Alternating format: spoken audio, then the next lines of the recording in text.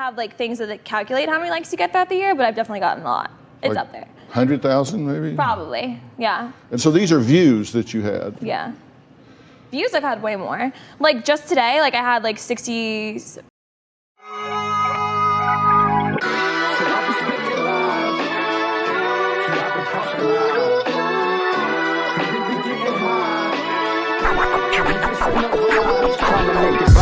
let a man breathe and just hush so my mind could just see so my mind don't erupt. At times I feel like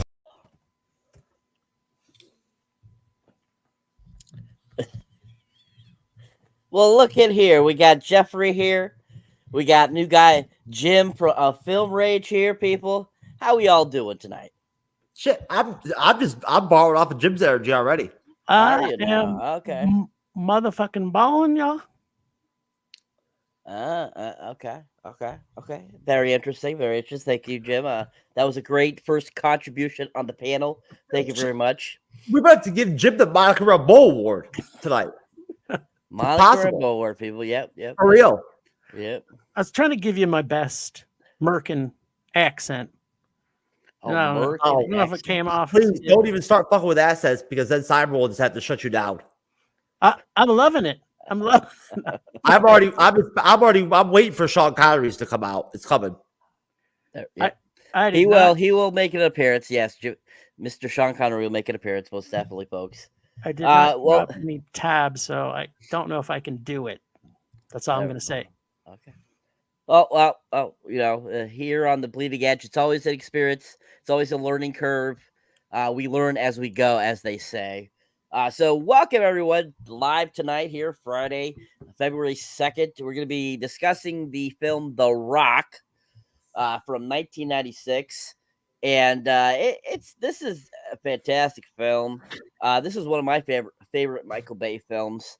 I think he does a really good job with this film. And, I mean, the ensemble cast of this film is just really amazing, too, as well.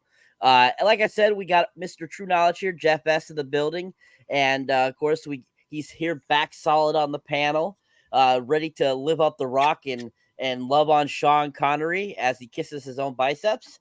And, of course, then like I said, we have Jim of Film Rage joining us for the first time. We just want to welcome you, Jim. Thank you for coming on and being a part of the Rock review. And, it's going to be a good time here, folks. So like I said, we're discussing The Rock from 1996.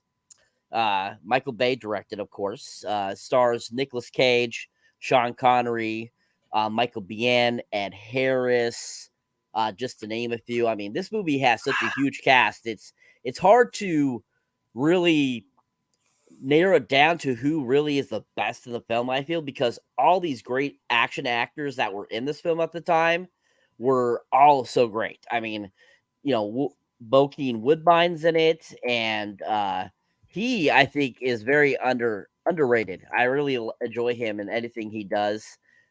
And seeing him, rewatching this and seeing him in it, I was like, oh yeah, I forgot he was in this because he was just so cool. But yeah, so kind of just to go around the panel to get this kind of started off. When was the first time you watched The Rock? Did you watch it when it came out in 1996? Did you watch it a few years later? What was your first experience with The Rock? And we'll start with you, Jim. Yeah, so I mean, I saw this probably opening weekend when it came out in 96. So yeah, I mean, I try and see every single movie when it comes out in cinemas. That's kind of what we do with our podcast. So yeah, when it came out, I saw it. I loved it when it first came out in 96. And then of course, I probably saw it when it came out on release of, on product, probably bought a couple of different versions of it. And then I watched it yesterday for the first time in probably 15 years. So yeah, it was an eye-opening rewatching it again. It was like, whoa, some of this did not age well, but that's me. Yeah, thank you. Excellent. Yeah, I mean, I'm sure a lot of people had this on all types of different types of type of physical media. I mean, I'm sure it was on Laserdisc at one point. I'm sure, of course, it was on DVD, Blu-ray, 4K, which actually hasn't got a 4K release yet, which that would be nice. I'd like to see this on a 4K. But I think I remember seeing the Laserdisc actually in the late 90s and going, holy crap. I'm like, I bet this looks so cool on Laserdisc, because this was before like DVDs were really a big thing at the time, when Laserdiscs were kind of becoming their big thing. And I remember them being the size of a record. I just always cracked up. I'm like, why are these the size of a record? I just don't get this. But at the time, I guess that's just the memory they had. They'd be able to make them. But Laserdisc were essentially basically bigger sized DVDs, really what they were. And I mean, some of the quality on the Laserdisc were actually better than some of the DVDs they put out in the early 90s, when DVDs were kind of coming around and becoming the next, solid thing. So I'm sure the rock on Laserdisc is probably really interesting to check out. I actually still have a Laserdisc player. It's pretty funny. That's cool. Yeah. Jeff, did you hear Cyber say laser dick though? He said it was really big, this laser dick. Yep. No, my extremely tiny penis has gotten so tiny now that when I hear the word dick or penis, right, it unless it's said a certain way, like a Sean Connery accent or something, it sounds just like it sounds like fruit or apple or banana to me now. Like it's not even a penis anymore. It wasn't a giant laser dick though. No, the term dick is just losing all like credibility with me and whatnot. Everything, since I don't have one, right? You got it's kind of like, it's like the word racist. It just lost all clout, a while back and whatnot. Now it's almost like, now it's like a good thing. It's like, thanks. I'm racist, great. Awesome. I'll make some content off that. Maybe I'll break out on TikTok as a racist. I don't know. But no, that was actually really good. Great humor, as always. And win-win, baby. I love it. He loves it, people. He loves it. All right, Simon would know all about the Laserdisc technology and shit and whatnot, since he's got all the like 4K, 7 seal fucking DVD versions of everything and whatnot. And all I've got is the goddamn $3 Walmart versions of The Rock. Yeah. Beta. I would give anything for a beta player. Anyways, Jeff, since you were just talking, sir, your thoughts. What was the first time you watched The Rock? Oh, man. Okay.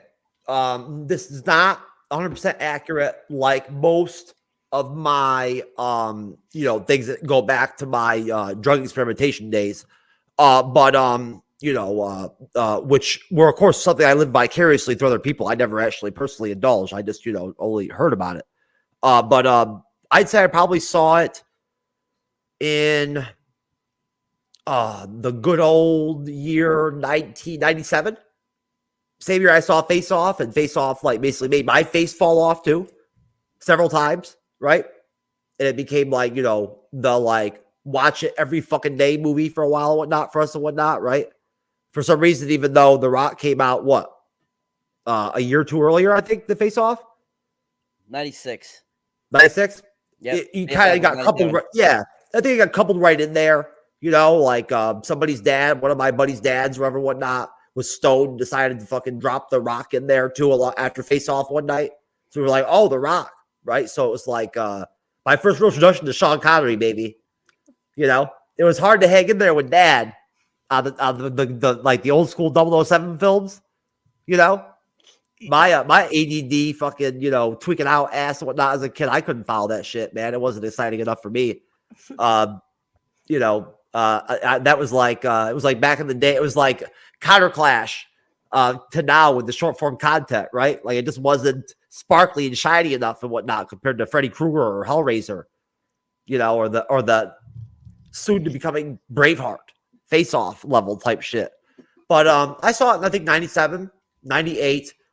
And I remember just thinking like, fuck, man, this is great.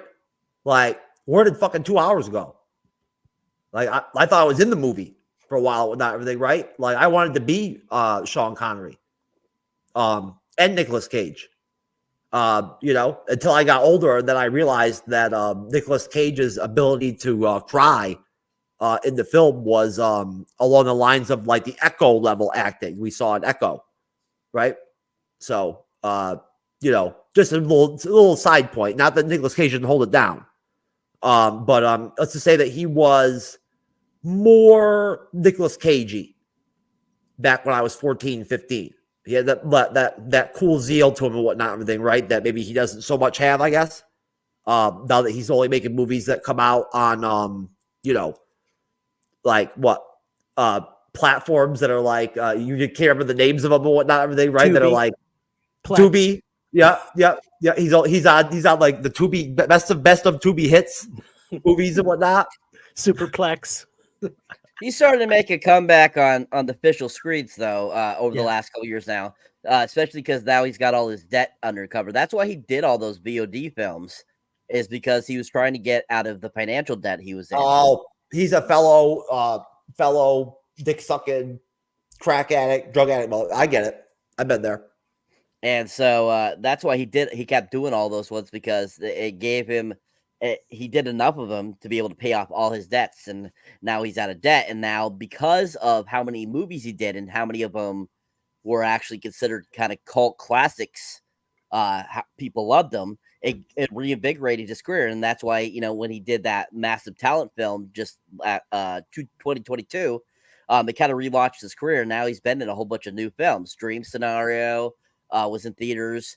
He's got Renfield that came out last year in theaters. He has another film coming out he's got another film coming out this year, Long Legs. It's a horror film that he's going to be in. It's going to be theaters. So, I mean, he's really kind of reinvigorated his career, and it's nice to see him still working, because I think he's a really great actor.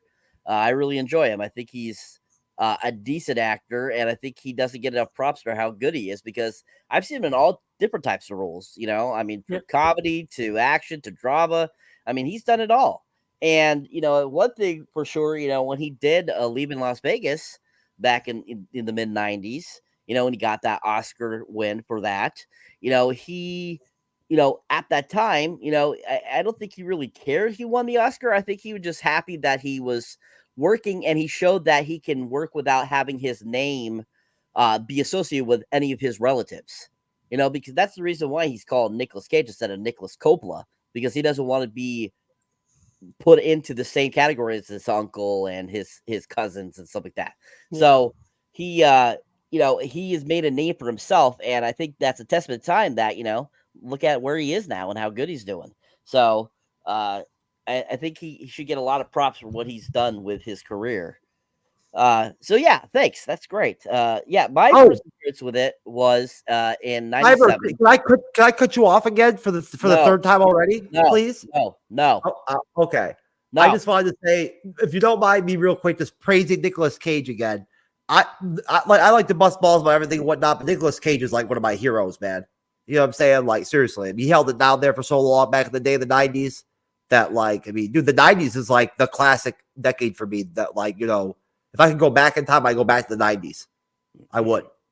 My peers were so much younger, right? I could see it. You know, life seemed so much more, future seemed so much more, you know, good, positive. But no, Nicolas Cage is highly underrated.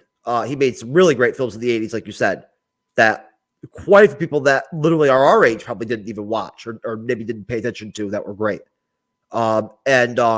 If anything, I think it's great seeing him have that comeback, Cyber, only with you or Andreas or other creators that come on would I even know that he's kind of having that resurge, right? Going on with that off Renfield and shit, just because, again, I don't follow the day-to-day grind with cinema. So, I didn't realize that he was being revitalized like that, and there was that demand or that attention for maybe younger audiences or whatnot for his older films. But that's great. I like to hear that. Yeah, and I'm a huge fan of Cage myself. Like, he's never left my playlists. Like, some of his best movies have been in the last 10 years, like Mandy, Color Out of Space, just stuff that's Pig. He was brilliant in Pig. Like, he's got so much range that people don't know.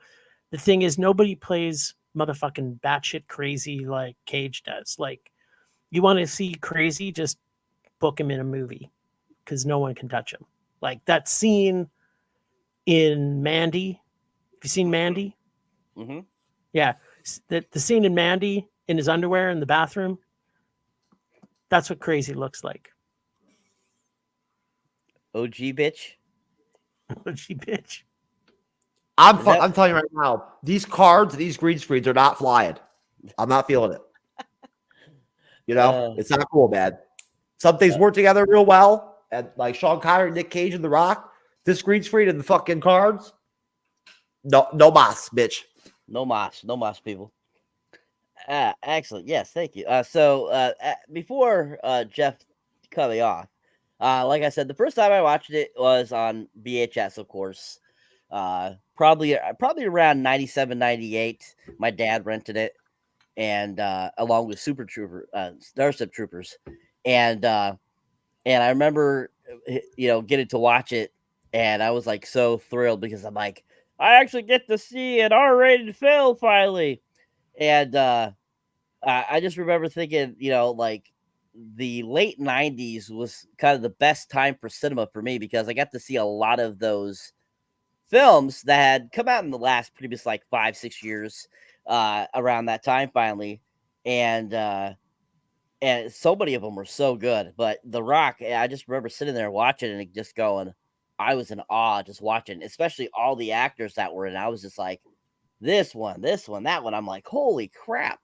And a lot of them you're just kind of like, I was like, I've seen them before, but and rewatching it recently, I was like, holy crap, I forgot that he was in it. And I'm like, wow, where are they now? Either they really haven't done anything recently or they're dead. So it's kind of sad watching some of these movies now because you're just like, wow, a lot of the people, these actors and actresses that you grew up with, they're all dying, they're all gone. So you're kind of like, but anyways, so well, hey, at least we know Time Lord's hanging out with them every day still.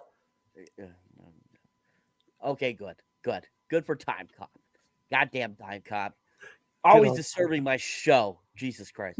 Anyways, so like I said, this released June 7th, 1996. Where it was 136 minutes long, so 2 hours and 16 minutes long. It was made for a budget of $75 million, but ended up taking in $335.6 million. So for that time in 96, that was actually a box office success. I mean, that was pretty good. Off the $75 million, budget, making 335 at the time was really good, actually. So I was impressed with how much it made with its initial release. And of course, this was produced by Brockheimer Films and Buena Vista Pictures and Hollywood Pictures and stuff like that. But like I said, let's talk a little bit about the cast here for a second before we really get kind of into just the meat of the film itself, kind of going over that a little bit. I mean, like I said, you have, of course, Sean Connery, Nicolas Cage. You got Ed Harris, Michael Biehn, William Forsythe, who I think is a very underrated actor too. His portrayal in Deuce Bigalow is absolutely freaking hilarious, and I don't think he gets enough credit for how good of a role that was. And even his bad guy in Firestorm in the late 90s with Howie Long was a really good villain, I thought. And I think he doesn't get enough credit for how fun he is. And I think he did a really good job in that film. And in this film too, but he plays those same type of characters usually most of the time. But David Morris, who is another great actor, he was in this. I forgot he was in it. You might recognize him from like 16 Blocks. You might recognize him from Disturbia, several films from the 80s. Green Mile.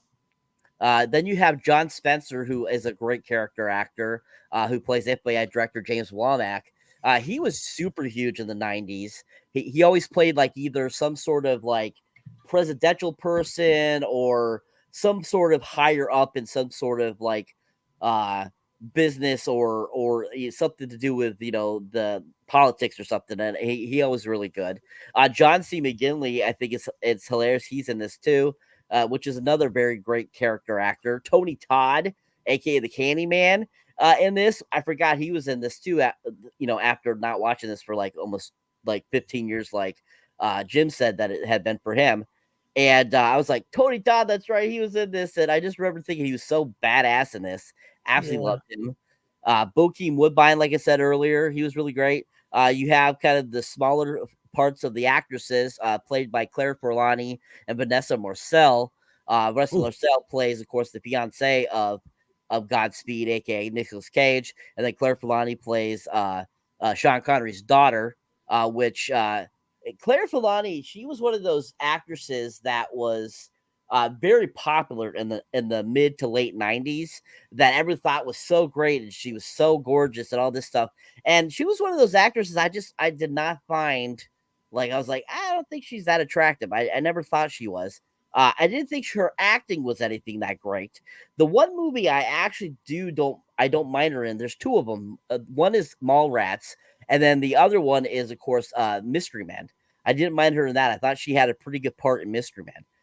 But I think these two actresses were great additions to this film. They actually did pretty well for their roles in this film, and I really enjoyed them. So just kind of going around the panel, what are your guys' thoughts on this cast? Were you impressed with it? Do you like these actors or actresses? What were your thoughts on their acting in this film as well? We'll start with you, Jeff, this time. Oh, yes. You know what? I actually, what a surprise. I thought that Claire Forlani, whatever, whatnot, was fucking smoking back in the day. I really did. She was fine as fuck. But then again, folks, as we all know, Cyber has seen live videotapes of me having sex with people that he could not tell afterwards if they were men or women, right? Like, he had to ask me. He was like, was that a dude or my grandma? Or, so I mean, that's where I'm at with, like, my attractiveness metrics and whatnot can be thrown off at times. Similar to the engine of Nicolas Cage's cinema career and whatnot, ebb and flowing. Same thing, right? Depending on brother. Yeah, hot apple pie. Yeah, hey, there's a lot of different factors that can contribute to finding dog ugly chicks attractive, right? And wanting to bang them. More or less, certain days, certain, months, whatever. But basically, I thought she was smoking hot in everything I ever saw her for some reason. I don't know what it is, or something about her face or teeth. She doesn't have a great body, I don't think, right? I mean, isn't she kind of tall and skinny? Yep. Yeah. I think that's probably why I never remember ever jerking off to her at all in any way, or like having any kind of wet dream scenarios with her, whatever, whatnot. I just thought she was hot, but never like talked about her with my friends and was or anything like that, whatnot. I was like, yeah, baby, I hit that. Well, we didn't say that back then, but if you would have said that back then, people would have been like, what? You mean you hit that? I want to hit that? You want to hit that bitch in the face? Come on, bruh. We don't do that on Sundays, but anyways, basically, I think that the 90s and the early 2000s are known for a lot of things and whatnot, everything as far as like the sort of end of an era with some aspects of music, right? When it comes to like alternative rock, for instance, sort of the bar kind of lowered a lot heavily, right? After the early 2000s, off the 90s, it really, the quality really went downhill, I think, with rock music, especially bands playing live. Same thing with movies, when the graphic violence, the nudity disappeared, right? Around that same time period, I think they pretty much eliminated nudity. It became vogue and almost like, not in there for a while. Now, hopefully it's coming back, like Nick Cage, right? Because we're all about nudity here on the Bleeding Edge. Yeah, baby. And Jim, it turns out, is a fan of it too, I've heard. High five to that. Yeah, that's rumors have said. Either way, secondary characters and tertiary characters, which I just made that word up for you, Jim. They actually would stay in their lane in TV series and like films back in the day, right? Like they knew who they were, or whatever, or were instructed to fucking be just their character, right? And be good at it. They didn't have to like steal the movie or be the fuck, you know what I'm saying? It didn't have to be some Echo shit where, grandma gets the juice in the finale and shit and whatnot, and starts fucking star power bitches and shit and whatnot all of a sudden, and when she was a secondary character, now she's goddamn a mutant or whatever. She's Jean Grey. Like secondary characters stayed in their lanes, right? And like they were good at that. Like you could dig a secondary character like hardcore and be like, damn, Ed Harris, man, fuck. It's like he only had they decided to only when Ed Harris was born, God decided he could only be in one movie as a villain really good one time, and it was in The Rock. Right? He was like, one time, bro. That's it. So you pick. Luckily he jumped in The Rock real quick because he's fucking badass, bro. Talk about like a steel fucking cage villain, bro. Ed Harris pretty much lost down all his characters from what I've seen of his filmography. I don't remember him slipping all that much. Although we all slip at times. Even Mr. Cyberneticshark, sir. The perfectionist. Moderator reviewer. But no, he was stayed in his lane, right? Like he stayed in his lane and whatnot, everything, and the secondary characters stayed in their lanes.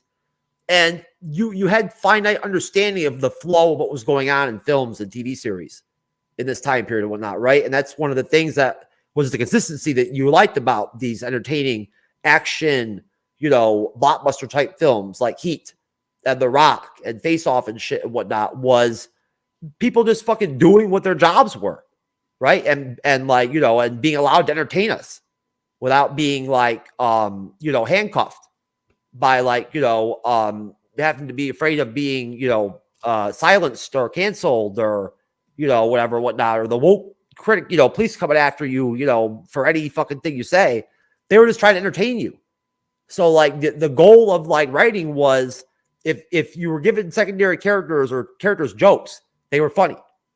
They were supposed to be funny and like hip to some extent and cutting edge and kind of like, catchy, right? To where like the high school kids would like grab on it and whatnot. We'd start throwing them around. Thought we were cool too. And, maybe we'd get some heat level, The Rock level pussy or something, at some point. Some Nick Cage level, snatch. Which hats off to Nick Cage. Definitely higher body count than me. Without question. But either way, no, Ed Harris, fucking great, man. Just great tone. Sets the tone of the movie off great as the villain. He really kind of like brings that fucking steel, bro, the balls to the film, right? As the villain, like, yo, I'm a force. Like, you know what I mean? Like, I'm pissed, right? I have a real reason to be pissed, right? It's legit. I'm a fucking hero already. Like, I'm fighting for the fucking soul of the country and shit. What's up? Like, where's your honor, bitch? So, I miss villains like that actually had a real reason to be a villain and could back it up with their dialogue and whatnot and everything and their conviction and their facial expressions, right? Echo,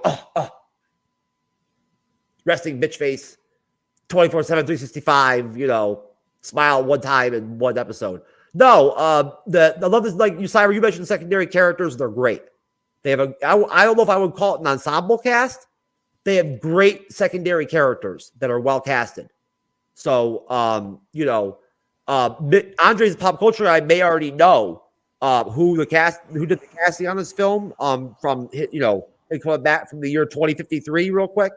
I don't know if did you have time in the year 2053? Do any research for Rock or? Very funny. Anyway, hello everyone. I'm happy to be here and excited to talk about The Rock. It's been a while. So you see it now, Jim? You get it now, right? There you go. We missed you, Time Cop. That's all. We told Jim how dope you were and shit and whatnot. We're like, oh man, no Time Cop. Fuck. We might have to cancel the Rock review. yes. Well, nice to see you, Jim. I wasn't expecting another guest in this film review, so I'm happy we got another guest. So that's good. Well, you better bring your A game, man. We already talked you up to fucking Jim, so don't be slipping. Anyways, we're doing Rock here, bitch. Very rock hard on the panel. But no, anyway, sorry about that. I've always got to talk my opening shit to Time Cop and whatnot because I'm jealous of his Time Lord, Time Cop, time slipping, Angela Bassett banging abilities. But no, great secondary characters that stayed their lanes throughout the film, maintained who they were, stayed, obedient, soldiers, whatever, if you want to kind of go that route, right? And let the headliner shine and carry the film. And the tone was set though by Ed Harris. He really brings the thunder, dude. Like seriously, I was scared of his ass, man. Excellent, thank you, sir. All right, Mr. Jim. Same question, sir. What did you think of the cast, sir? Maybe a little bit to Jeff's point about the era of the film, and just Michael Bay in general has an ability to pull some great actors into his films. I mean, Armageddon's probably the perfect example of one of the greatest cast that's ever been put in an ensemble. This one, same deal. I find almost every single one of these characters is a pretty typecast character, except Cage. Like Cage in this felt, when you've seen his body of work, his character's awkward, I find, throughout this movie, because you don't know what he is. He's not really a hero. He's not really, he's just kind of bumbling along through the film, and he just looks a little off of his game, but I think it works for the character that he is. And Connery, I find, he's Connery. He has the range. If he's playing Connery, he's the best Connery that anybody can be, but he can't be anything else. He doesn't do a Spanish accent in The Highlander.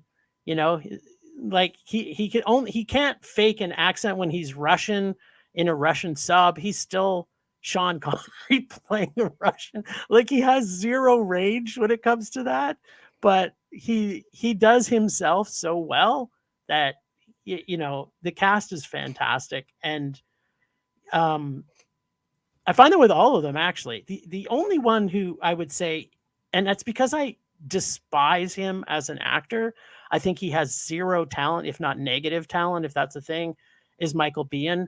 His scenes in this literally ruined. Well, there's a lot of things in this film that I'm not necessarily a huge fan of. I mean, I didn't come by the name Film Rage unnaturally, but when Michael Biehn would be in the scene, I would literally want to throw up a little bit in my mouth. Like, it was like I was, as Jeff may say, I was rock hard until Michael Biehn came on, and then I also got an innie instead of an outie, because he annoys the fuck out of me, because I think he's such a terrible actor. But otherwise, I think the cast was fantastic. And just every single small peripheral character all did their job. I'm with you, Cyber. I think seeing Tony Todd in this film elevated the film to just that much more, knowing that he was in it. And kudos for Michael Bay. Jim, maybe he had a bad day, bro. Come on, have a heart. Maybe he had a bad day. What, bad day for building Tony Todd, or what? Like, no, he had diversity in his film. Like, there was diverse characters in this movie. Way to go, Michael Bay. I don't usually give Michael Bay any credit. Maybe Sean Connery told him to be shitty on purpose, just for see Sean Connery. He was like, "Yo, bro, you're drop your game down. You're going to be. I'm Sean Connery, bitch. Yeah, you're too good. Drop your acting game level down for this film." So he didn't tell that to everybody else. He just said, "You're going to be in one scene with me, Michael Biehn. You should probably do your regular acting," like he did. If I did a scene with Sean Connery, I would just smile. Yeah, don't try. Okay, all right, let's practice then. All right. So you are like Trebek, okay? You're like him. So let's go for the challenge there, sir. Was he doing Winston Churchill there? Is that your? You Winston gotta have Churchill a master's from fucking like Harvard to do a Sean Connery accent, even like half-assed, baby. I'm stuffed right now, so it doesn't sound as good. But yeah, and it was supposed to be Sean Connery, not Winston Churchill. Oh, I thought, isn't Sean Connery usually put in a "Hello, Moneypenny"? I can't. No, he usually talks. He's got that It's got that very, very Scottish accent, you know. So Exactly. Hey, you know what? On the MCU's Bleeding Edge that I've displayed in Chat GDP a few times now and tried to get through to it. You know, using the word adrenaline and like all these fucking like huge big word descriptive terms, whatnot, is what we do out here to review films and what we do does not fit with our shit, bruh. I'm like, come on, man. I'm like, on the last show, Chat GBT, I was joking about banging a fucking animal during the review. Like, you know what I'm saying, whatever, whatnot. Like, come on, bro. You know, we play videos of dudes smoking crack and shit. Like There's adrenaline filled going on. watching Michael Biehn made me want to, you know, have sex with dead animals over watching his performance. But you know, there you go. Thank you, Jim. Andreas, what are your thoughts on the cast, sir? Yeah, not much. I think I agree with Jim here. That Michael Bay, some bizarre reason. Oh my god, that's sure. Anyway, I agree with Jim. It's so bizarre with Michael Bay. Like he can pull so many great actors in the film. You know, he has literally half of like, if you pay attention, like the Transformer films, half of the Coen brothers, like recurring actors, are in there. Like Steve Buscemi, John Goodman, and the later Transformer films, and a ton of them are there. Like Frances McDormand, the wife of the Coen brother, one of the Coen brothers, she's in the third film. And then other actors like John Malkovich, and oh my god, so many that I just count down. Like Armageddon. I totally forgot that Jason Isaac. I forgot he was in that movie. You know, with the other great stars. You know, with Bruce Willis, Billy Bob Thornton, and Ben Affleck.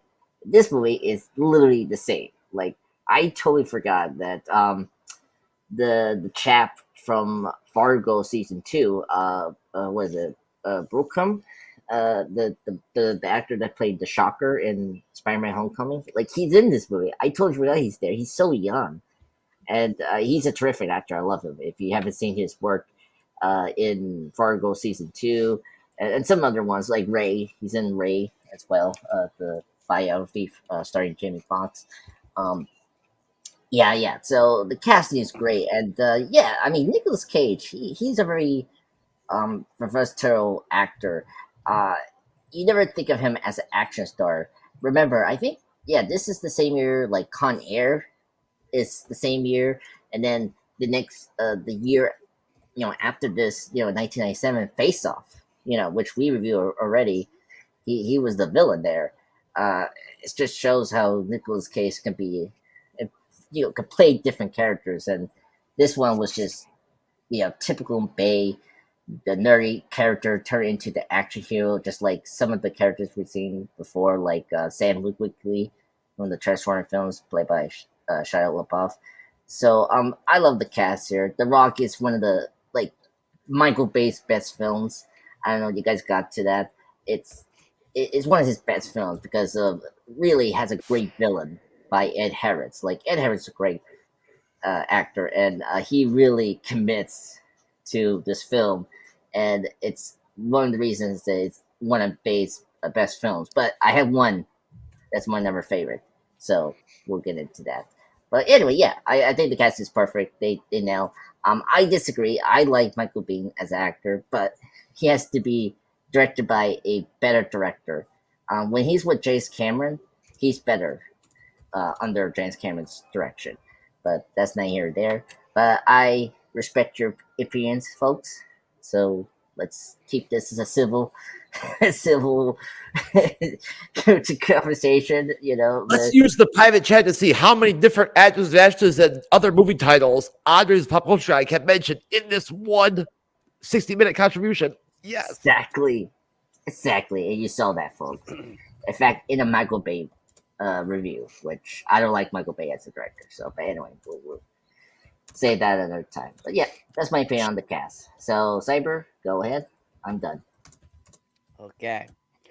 Just to reiterate, Con Air was 97, not 96. Oh, really? I know. You're the goddamn Time Lord? What the fuck, man? Oh my god. Yep. Jesus. 97. Yep. Yeah, Uh, I knew it was either this year or next year. Because Face Off comes is in '97 as well. So I was like, when did Con Air came out? So great film is also Con Air. Very true. Very true. All right. Okay. Great, guys. Great job. All right. So, kind of get into the film itself. Uh, basically, I'm just gonna break it down into a couple different parts. Basically, kind of the intro of the film, the middle of the film, and the end of the film. We'll just go over and discuss the parts. Basically, kind of get an idea of what you thought of the parts, what you liked, what you hated, all that kind of good stuff. If there's anything you like to add to it, you can. But basically, the beginning of the film is pretty basic. We get introduced to Ed Harris's character, who is a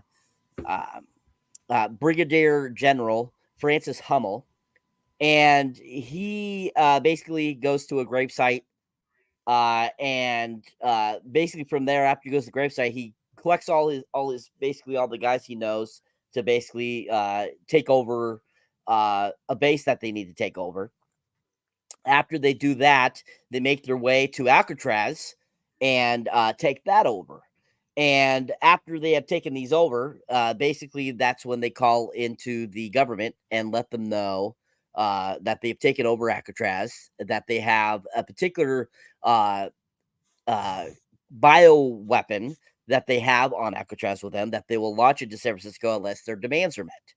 And basically, they demand a certain amount of money so that he can spread it out to all the different supposed soldiers that have died that should gotten compensated for dying for their families, basically.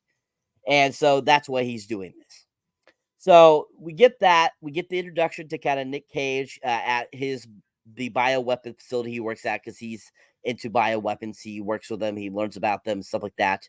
And we get to see him kind of in action doing a simulation in a room where they actually have a suitcase that comes there that isn't supposed to, it's like a present to them, and they're not sure what's going on with it. They open it, and then there's some sort of toxin in it. And basically, we got to see Nicolas Cage try to figure out how to stop it. And, he ends up stopping the bomb and saving the day. So once all that happens, we of course get a great little powwow between the big guns and Ed Harris, and meeting his demands. And that pretty much begins the start of the film. Before we really have Nick Cage come in, along with kind of the good guys trying to figure out the plan to how to stop Ed Harris. So what did you guys think about kind of that beginning section of the film, kind of leading up to, basically the big wigs coming up with a plan to stop Ed Harris? So what were your thoughts kind of the beginning sequence? What did you think about Ed Harris's motivations? How do you feel about kind of like learning about this bioweapon that they're using and kind of the effects that it has? And what did you think about the Nicolas Cage sequence where, he's having to deal with that suitcase or this box that has this bomb in it, and kind of that whole little section of the film? Like I said, expand on whatever you like, what you hate, what you loved about it, anything about that stuff. We'll start with you, Pop Culture Guy. Oh man, this is good. Anyway, so well, because I gotta say, well, let me get rid of this one nitpick. Rewatching this film, I remember this so perfectly. I was like, the assistant that helps Nicolas Cage in the biohazard trainer, he was so stupid. He carried the stupid doll. It is like la la la la la, and then bam, it was activated, and he sprayed toxin. Who the hell is this guy? I get he's a what is it, intern or something like that. He's a new guy, right? I'm like, new guy, you're so stupid. You're working in a biohazard like terrorism unit or whatever, dealing with these like chemical warfare, whatever you want to call it.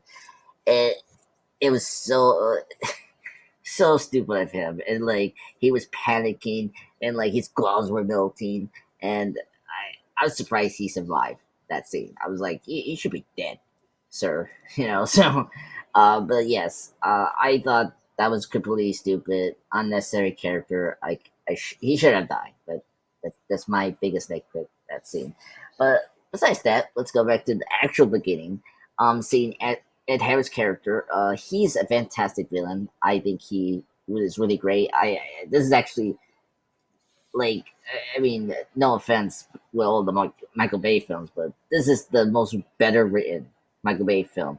Like right away, you understand like where Ed Harris' character is coming from, and throughout the film, he still is a sympathetic villain. Like the classic villains like McNeil or Killmonger, where he's fighting for something that's like noble, but he's taking a lot of extreme measures.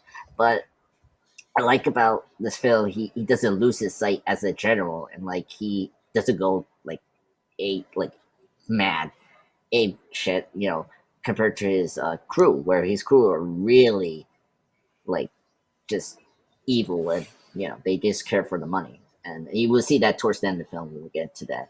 But great introduction, and whenever you see how his crew like operates in like such an efficient way, and so like it was all like pretty cool, and it's very neat. Seeing how the XV virus affects a person was very horrifying. Like his skin was popping up like a freaking like balloon. It was like freaky. It was like a horror show, It was like a David Cronenberg. Like one moment, I was like, oh my god, we're gonna see the Fly now in this in this one scene. It's like, okay, so that was like, okay, like I understand now the stakes, which is something that Michael Bay films don't do. It's like, oh, we're gonna explode things and all that, but here it's like I understand the stakes of this film, and it's like dead serious. So that's the one thing I appreciate about this film. And what else? Yeah, and then Michael Bay loves his army. He doesn't like the government in general, the suits in general. So it's great to see these pathetic suits people in the government running the government and not take it serious of the demand that Ed Harris' character is trying to do, because he's trying to give money to these unfortunate family from his previous units, and that's very noble, and it's kind of ridiculous, but it's very true in real life. Like the government like doesn't do well, treating their soldiers at all. So that was like the one cool thing about that like first section that is so true in real life, and that's something I never expected in a Michael Bay movie. But yeah, So anyway, I thought this opening was really great. It just gives you very clear direction who our character is going to be. We haven't gotten it yet to Sean Connery, but that's like later when we get to him. He's really great as well. I mean, who's not gonna like Sean Connery? I mean, he's Sean Connery, and this is the most Sean Connery role ever. But we'll get to that. Great opening. I'm very excited to talk more next sections because it gets better each time. All right, thank you, sir. And you were exactly 1 second away from 60 minutes, so great job. All right, Jeff, same question, sir. Your thoughts on the beginning of the film? 60 minutes. Oh, great! I get to bounce off Time Lord, Andres the Pop Culture Guy. That's almost as cool as fucking be hanging out with Sean Connery, dude. The best. I am Sean Connery. I'm much better than him. I mean, honestly, you know what? I was okay with Jim and Simon, but now that you're here, Mr. Time Lord, sir, I'm actually a little bit intimidated trying to follow up after you. In my frail, weak state with my Bacta out of action and, Boba, hard to get a hold. He has bad cell phone service this week, I guess. Something like that. Maybe one of the fucking Jawas stole a cell phone or some shit. It's possible. But either way, no. Basically, all I can say is okay, USA, 2 thumbs up. Basically, I mean, honestly, I was just too fucking like thrilled and like felt like so much I just nostalgia watching The Rock that I forgot about the existence of notes and things like that and whatnot. I just like wrote down some scribbles and shit and whatnot. I was too enthralled by like the masculinity and the you know the authenticity of the excellent action. Basically in that section of the film, Cyber, the only thing I would highlight or point out would be that same thing when I mentioned the secondary characters. They did a great job with not overextending the female characters that play sort of like Nicolas Cage's wife or soon to be or whatever, whatnot, right?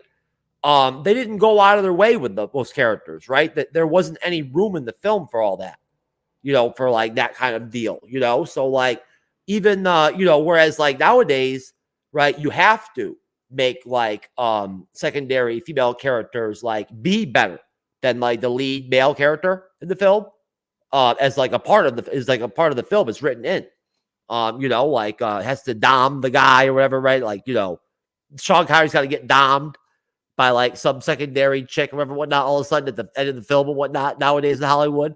Well, back then they didn't do things like that. I don't know what was going on. Something was in the water or something. Could have something to do with the whole, Rehabs for Pussies thing that I'm bringing in. I'm making cool tonight. But I like the fact that the movie's very tight. It displays Ed Harris's military team. His like, I don't know, what would you call him? Like his patriot, anti-patriot, like dissident, rebel squad, whatever, whatnot, everything, right? Fighting the good fight, right? Losing their ability to ever be back on, on the best soil on earth, to fight it. They back then when they would do these action films, the military shit was well done. It was not only like authentic, but like it had balls and like moxie and like sounded cool. It sounded like men that actually could kill people and like we're in the army or in the fucking military. We're doing the shit in the seats, right? They don't overdo it. They don't give Ed Harris's soldiers big words to use or like big speeches and shit. It's very simple. Like I love it. Very stripped down. The story writing, the script is very consistent and it's got its punches, right? There's a little bit of humor that's introduced in what I guess you could say would be after the intro part of the film, right? A little bit from Cage, when we get Connery, we've got Connery at that point, right? No Connery yet? Oh fuck. I just like Sean Connery so much. I just, I couldn't tell whether he was there or not. I mean, he's a legend. There's some humor there. Because like Jim said, Nick Cage has that all around acting game, right? Where like he can do humor, effectively and whatnot. He's no fucking Jim Carrey, right? But like, I mean, he could crack a joke. The writing is if it makes sense, Cyber, maybe you could decipher this.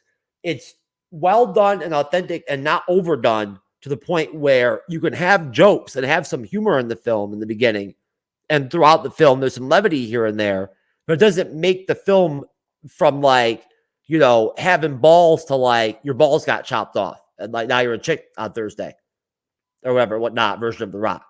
So, basically I just want to emphasize again, my worship of Sean Connery, regardless of what part of the film we're in. He is the everlasting Monica Rambeau Award winner of The Rock. And overall, I just want to say more time for Jim, man. I mean, hey, anybody who loves anal as much as me, or even more, is okay USA for me, bro. I'm clear. I'm clearing the lane on the panel for Jim. All right, thank you. You are currently now 65,000 minute man. What? And also, we give you the Chloe Zhao Award for making Sean Connery a part of everything. And the Chloe Zhao Award? Fuck. Yeah. Don't I get some kind of deduction or whatever, whatnot, because I'm actually on drugs? No. Your on drugs doesn't add anything. How's you have that to be fair? off drugs to get added. Oh, come on. When I wasn't off the drugs, I wasn't saying it. Now I'm publicly declaring I'm on drugs. And I still don't even get a 10-minute deduction? No. All right. We keep adding. We add for Sean Connery adding. It's the new law now that anytime Sean Connery's name is mentioned, and when he's not in a scene, you get 25 minutes added to your runtime on how long you've talked. It's like a new drinking game.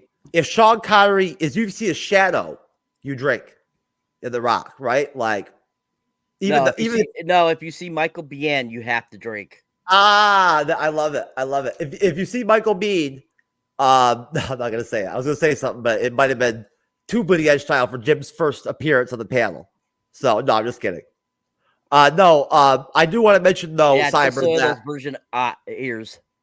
Cyber, you're doing a great job, sir, moderating me, full blown on crack tonight. Right. In my sickness and me having to go in the locker room and take the shot, whatnot, everything to be out, play the game tonight, whatnot, everything, right? Like back in the day. Yes, old school, baby. Yeah. Doing a good job, crack man. Got the injection and shit, whatnot, so I can be on the panel and whatnot with the folks and whatnot, right? Exactly, sir. Yeah. All right. So moving on to Jim. Jim, your thoughts on the beginning of the film, sir, please. I thought that the pop culture guy and I were going to completely butt heads this whole get together because his love of Michael Biehn. But the fact that he made commentary about not being a Michael Bay fan, he now may be my best friend because I am very anti Michael Bay for the most part. And I think this is probably his best movie. I want to know what Mr. Pop Culture thinks about what his best movie is. But yeah, the whole first part with Nicolas Cage and the baby scene is redonk. Like it makes no sense. Like Michael Bay has a tendency to do things like that where he'll just put the absolute stupidest thing in a movie to try and either find a joke that isn't there or that he like maybe the writers went on strike that day and they had AI, like 1996 version AI, write that whole section of the movie. So it was probably, I don't know what writing system was on, DOS maybe, AI version, who knows? But that whole scene is just completely idiotic. And the whole concept of why they're doing this for The Rock, I actually thought that was a pretty good put together plot idea. Like, I think the story idea of this is pretty good.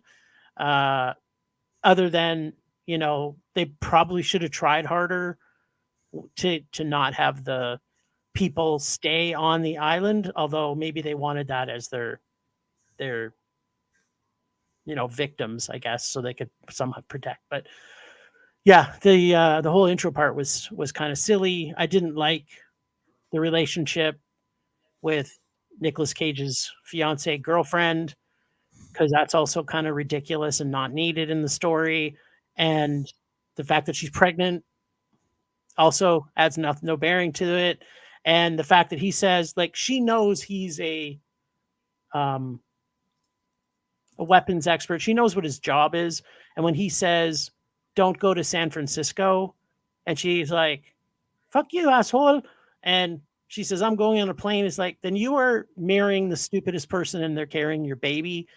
But Michael Bay doesn't know how to write women's characters either. So it's like, no surprise that happened.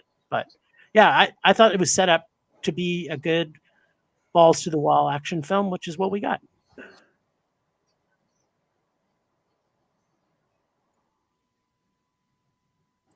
You're mute, Cyber. Thank you, sir. Great job. Anyways. He was creatively muting me, and it muted himself. Exactly. Very good. Thank you. I got a question for you, Jim. Oh, shit. I'm just curious. Curious? Oh, no. Oh, I love Not it. that Jim. way. Good job, buddy. Not that way. I'm movie curious here, sir. What would you say are 5 of the best films by Michael Bay? Cyber. No. That's Cyber. That's a big question, brother. Okay, so be quiet so he can talk. So What? What would you consider your 5 favorite films Of all time? Yes. Oh my god, dude! Wow, that's If it's on that the hard, spot? Yes. then okay. Let's say I think we pretty much have established that The Rock is considered your best Michael Bay film, correct? That is 100% correct. Okay. What is your least favorite Michael Bay film? Every other movie that he made. All right. Okay, that answered my question. Thank you. All right. Okay. So moving on. Wait a minute. Don't we all get a special question? No, you don't. No, just him. I'm that just was fun, super man. vocal about my anti-love of Michael Bay. I just wanted to mess with him with the Michael Bay thing. Jim, All right, you already so- get favoritism on the panel, man. I don't like it. He's not getting favoritism. I'm muted by SC. I'm muted by Sean Connery, bro love, baby. Oh, Jesus Christ. You just added another 25 minutes to your leg, sir. Because you just said Sean Connery again. All right, so moving on from that section of the film, basically that's when all the big wigs get together and they start trying to figure out a plan how to stop Ed Harris. And so they're all cooped up in this room and they're trying to figure out a plan. They're going back and forth. They're basically discussing how lethal the bioweapon he has is, how much time they have to try to figure this out so that they can save, San Francisco. They estimate that, there could be 60 to 70,000 people killed if they were to launch one of those rockets and so forth. So they're trying to come up with an idea. And as they're spitballing back and forth, they're trying to think, how can we stop the bombs? How can, and we basically have Jim's favorite character, Michael Biehn, come in and mention how he could go in and take out some of the guys and, and basically kind of, stop them from launching the things. That's one of the ideas. Then we get another idea. What, are you sucking Michael Biehn's cock? What's going on here? Maybe he might give some guys some blowjobs or something in the movie. I don't see him take anybody out or whatever. No, we're not. No. This is Aliens, baby. This is not Aliens. Plus, that's a James Cameron film, not a Michael Bay film. And that came out in 1986. This came out in 96. So 10-year gap there, sir. Anyway, I'm so pissed you fucking with me about loving Sigourney Weaver's hotness too. You were not nice to Sigourney Weaver on the Alien review. The comment Jim made earlier about kind of throwing up in his mouth over Michael Biehn, that's how I feel about Sigourney Weaver's sexiness. All right. So, anyways, basically they're trying to figure this out. So finally, one of the characters pops up with the idea, what if we call this guy to see if he can help us? And that they're talking about Sean Connery. And they're basically, the guy's like, no, we threw away the key. He's being left, we're not, blah, blah, blah, this and that. And basically resisted to the idea first. But then they kind of start to think, well, there's really no other choice because we need a guide into Alcatraz because unfortunately over the last, 40 years or 30 years since Alcatraz closed and they've turned it into a, basically a tourist spot, it's been redone and redid and everything like that. And so any passages in there that were originally there are not there anymore. So they need an expert of who has actually escaped from Alcatraz, and they figured that out. So then we get kind of that nice little sequence where it shows them pulling him out of his throwaway locker room, whatever you want to call it, crib or a jail cell that they throw him in. And we see him walking down. Now, I'm not a huge fan of guys with long hair, but Sean fucking Connery looked awesome with long hair. I absolutely thought he looked so badass with it. He looked so cool. And I think that he looked good with that hairdo. He just did. And so like that walking down is exactly that kind of him walking down the hallway after they take him out of the jail cell. Totally makes me think of Michael Bay. Like that's totally like a Michael Bay scene, I feel. And they, basically they take him into this interrogation room, and basically they just, start asking him, that we need your help with a certain situation. We'll give you a pardon if you help us, basically. And so when William Forsythe, he goes out and kind of like messes things. They send in Nicolas Cage to try to get him to sign it. And when Nicolas Cage goes out there, Sean Connery actually agrees. And we got to have that funny kind of like, he's like, can I have a cup of coffee? I want that. I want a hotel where I get a ship and a shave and all that kind of stuff. And basically he does actually agree to do this. And at one point, William Forsythe had thrown a quarter at him, and we see Sean Connery pick it up, hit it with a chair to chip it, so they could use it later on to get out of cuffs. And so basically, they start to make the arrangements to take him to the hotel, and basically we kind of get that kind of a little bit of that Michael Bay comedy, which I feel in any Michael Bay film, he always throws comedy of some sort into it. He did that with Armageddon. He did that with the Transformers. I mean, he pretty much does that in any of his movies. Even Ambulance, he threw a little bit of comedy in, I noticed. And so basically, once he gets there, we see him and he's like showering. He's calling for room service and all that kind of stuff. The stylist gets there, which is probably one of my favorite parts because the stylist is just over the top, so like gay. It was absolutely freaking hilarious. And he just cracked me up so hardcore. And because it was just so over the top, this guy, whatever he was thinking. I don't know if Michael Bay told him to act like that or if he just decided to act like that, but this guy was gold. He was absolutely freaking hilarious. And he's like, I'm here to cut the hair on the stylist.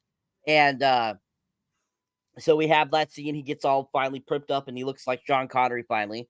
And basically, he decides to try to make an escape. And we have this great car chase sequence, which is what Michael Bay is known for. He always does some sort of car chase, some sort action sequences and stuff like that.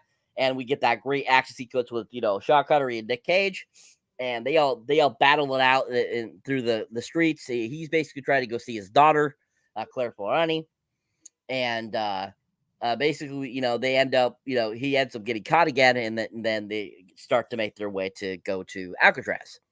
So before we move on past that, what were you guys' thoughts kind of on that sequence of the film? What did you think about the introduction of Sean Connery's character? What did you think about kind of just everything that happened? What did you think of the car chase sequence and all that kind of good stuff? And just your overall thoughts on that section of the film. Starting with you, TrueKnowledge. Okay, I'll go first.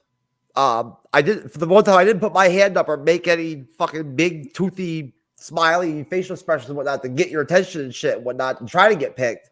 I get picked, right? Shit. I thought for a minute that I saw my penis in like a weird angle with the lighting, right? I caught a glimpse of it and whatnot. It was coming, I saw it, with my microscope and my magnifying glass in action. It was like a second win for me between that and Sean Connery's long hair, right? I was really being revitalized. But that's okay. I can handle the pressure. I'm going first. As long as it's at the, I've heard it's called Run of the Train or something like that, Jim. I don't know. I've heard about it on your show. Something like that. I don't know. Something about that. You're just special, Jeff. That's why you're going first. Well, I'm being reinvigorated by bro love. Like I said in the private chat, man, it comes off of The Rock and Sean Connery, and then you mix in Jim and Andre's resurfacing from the year 2053. I was really worried about him. I thought he might have actually time slipped into like non-existence. Which I told him, I said, I'm just glad you exist, sir. When he told me that like he was going to be out, I was like, okay, well, we were worried about your existence. And just to let you know, you're already 50 minutes in, so keep going. Look, there should be a separate clock on the fucking StreamYard shit and whatnot for me on the show when I'm all cracked out like this, where there's like the me clock and then the StreamYard clock, so I can watch myself and like because I can't pay. You kidding me? I can't look at the fucking the time, the StreamYard time. It's too goddamn distracting. I can't even lock it on that shit, man. I've tried several times. Either way, I'm too busy thinking about Sean Connery's long hair and how bad I wish I could grow it. But I acquiesce. I coalesce, whatever the word is. I don't give up though. I'll still go first. And I will say that basically, Sean Connery is the OG GOAT of The Rock. From jump. And brings all the the masculine, fuck you, I'm not wearing a condom, bitch. Push the bitch off the staircase, abortion type level shit and whatnot that Sean Connery gets down with. You feel me? That kind of old school real man shit. Caveman, fuck you, whatever type shit. Love it. I mean, in the movie, I think he actually just started he did his own dialogue. He said, fuck the script. I'm just Sean Connery, bitch. I'm the character. Jim, does that make sense? Like Sean Connery just do that? Yeah, man. Yes. I mean, Andres, if you were the director and Sean Connery was like, yo, fuck you. I'm the character, but I am the character. I'm Sean Connery. I'll do my own dialogue for the film. I have my own separate script. Wouldn't you just shut your mouth and become Michael Bean for that moment? Well, he is. You're currently approaching 3 hours, sir. So get on with your answer to the goddamn question. Just cut off my next 2 contributions and make this a long one. A longie, baby. Okay, I just want to ask you for the next 5,000 questions. How about that? I'll just smile really big for my other contribution. No, you and can't. hold up. No, you can't even smile. You got. Hold up my real man. Fuck rehab routine, baby. Protein shake and alcohol. That's how you get down, baby. Sean Connery inspired fucking, medical shit here. Protein shake and fucking booze, bitch. That's how he bounced back from fucking getting hurt and fucked up. Real man shit. Bleeding edge style, baby. That's what I'm talking about. Just answer the damn question. Sean Connery and The Rock has inspired me into the whole new universe of TrueKnowledge, fucking, on the panel here. I'm very inspired. I'm feeling very inspired. In my crack, meth, Adderall mindset, realm I'm living in tonight. Always a great, true knowledge zone to be in as your first time at the bleeding edge, Jim. Like I told you, man, I'm at my best right now. Believe it or not, sir, if you come out for another review, I promise I will actually contribute at least once on the actual film. I will. Either way. No, Nicolas Cage came strong at this point. He was getting kind of pussified a little bit there in the beginning of the film. I was a little bit worried about him, even back in the day, when I saw the movie in 96 or 97, I was a little worried about him. I was like, Nick Cage, what's up, baby? Come on, face off, bitch. What's up? Don't let me down. But he really came hard.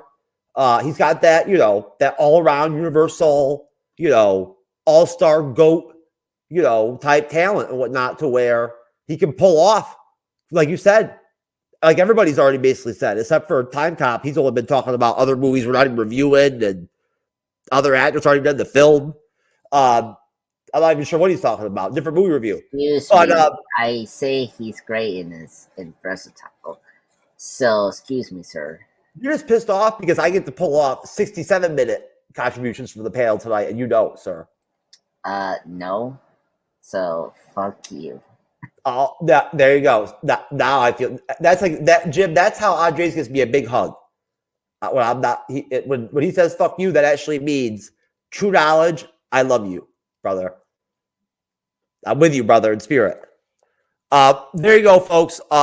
True knowledge on the panel. I'm here. We are reviewing The Rock, and Sean Connery is the best. Right? He banged all the chicks on the movie in his trailer during the movie. Got all the pussy at 88 years old. Gotta love it, baby. But no, honestly, where are we at? Are we at the middle point of the film, basically, Cyber? Yes, we're up at the middle of the film when they go into the chase sequence after Sean Connery escapes, leading up to Nick Cage grabbing him again. I thought you had that fucking device that Kingpin gave Echo or whatever, whatnot from it there, and I was gonna have to try to decipher that shit. Right? It was intense there. I was worried. That was I was intimidated there for a minute. I was like, oh shit, I don't have that. The other part of that, no sign language, but it's okay. No, Sean Connery, Nicolas Cage. I don't know what y'all think, but pretty solid chemistry on screen together, whatnot. Right? Pretty good. You know, I thought they were a pretty good mix. It makes you wonder kind of who else would be really good with Sean Connery, right? Because he's so wonderful. Like, you know, what chemistry would Travolta have with Sean Connery? I'm not even going to attempt the accent. I'm not cool enough. But no, the movie gets strong. It stays strong throughout the whole thing. The finale isn't face-off level for me, but the middle ground of the movie is very riveting. It's very solid. It's action-packed. There is humor. The Nicolas Cage, vibes with, OG Sean Connery are dope. That just adds Nick to Nick's character. It kind of helps him like spread his wings a little bit and whatnot, and sort of evolve and whatnot, and grow up here and be funny at the same time. And again, Ed Harris is the villain, bro. Like, staying strong, dude, all the way through. Middle ground, it don't matter. He's still Ed Harris, the villain. Like, steel balls, dude. What's up? Let's fucking do it. Like, call every shot. Like, you ain't got nothing on me. I know I got all the cards. I got all the tricks. I know all the shit in the playbook. Let's fucking go. So I was in there, baby. I was hanging in.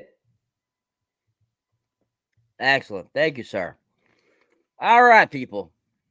All right. So, moving on to Jim. Your thoughts, please, on the middle section of the film, please. I'm not one for watching films where the physics are all impossible. So I had a bunch of problems in that part of the film. Watching Sean Connery come out, though, that was a good scene. I loved it when he entered the film. It just added that much more level of credibility to it and to him. He's got presence when he gets on the screen. The car chases were ridiculous. Like, you've got Nicolas Cage, who basically drives a Volvo. There's no way he knows how to drive a Ferrari through that level of speed. And then you've got a guy who's been in prison for 30 years, who's probably forgot how to drive a car. And the last time he drove one was on the opposite side of the road. So, these guys are driving like stunt car drivers through San Francisco, and it's like completely unbelievable. And then the scene where he gets his hair cut and he throws the dude off the ledge. There's no fucking way that string would have held. The guy would have been dead. Like, there's no possible way. There wasn't wire. It's like when you would tie your shoelace. Sean Connery's hair. Yeah, if it was made from Sean Connery's hair, possibly it would have held. But that part was ridiculous. On top of that, the momentum of how he threw him off the top of that roof, there's no way he would have stopped. Like, he didn't even put his foot up. He was just like, throws him over the ledge, and the guy's like, wah! He goes flying over, and Sean Connery just like, he just holds his hand out. It's like, this is my weak arm. It's like a scene from Arnie. Like, I'm sorry, you're Sean Connery, and you're 85 years old. You can barely walk, let alone run. And now you're going to toss a guy that high over the ledge with a shoestring. First off, the shoestring's going to last. And second, then you're going to hold it up without having you would have just went straight over with him, and we would have lost Connery at that part. We would have had to call his daughter in to come and go to the island with him. So, the transition scenes are, I find, just like, put a little bit more thought into physics. Like, when you write a movie that's an action film, just read a physics book, or just hire someone who understands physics to come in and maybe advise on when you're creating the film. And then I might enjoy it a little bit better. But, it's Michael Bay. So of all the Michael Bay chase scenes, it was the least annoying Michael Bay chase scene. And it had Sean Connery, like Jeff said. He always improves. the movie being Sean Connery and his Sean Connery-ness. So yeah, and I thought the chemistry between Cage and Connery was good. I liked it. I thought, sure, I could see them doing a Rock 2 where they, were buddies and they drove around in Ferraris together, this time in Scotland.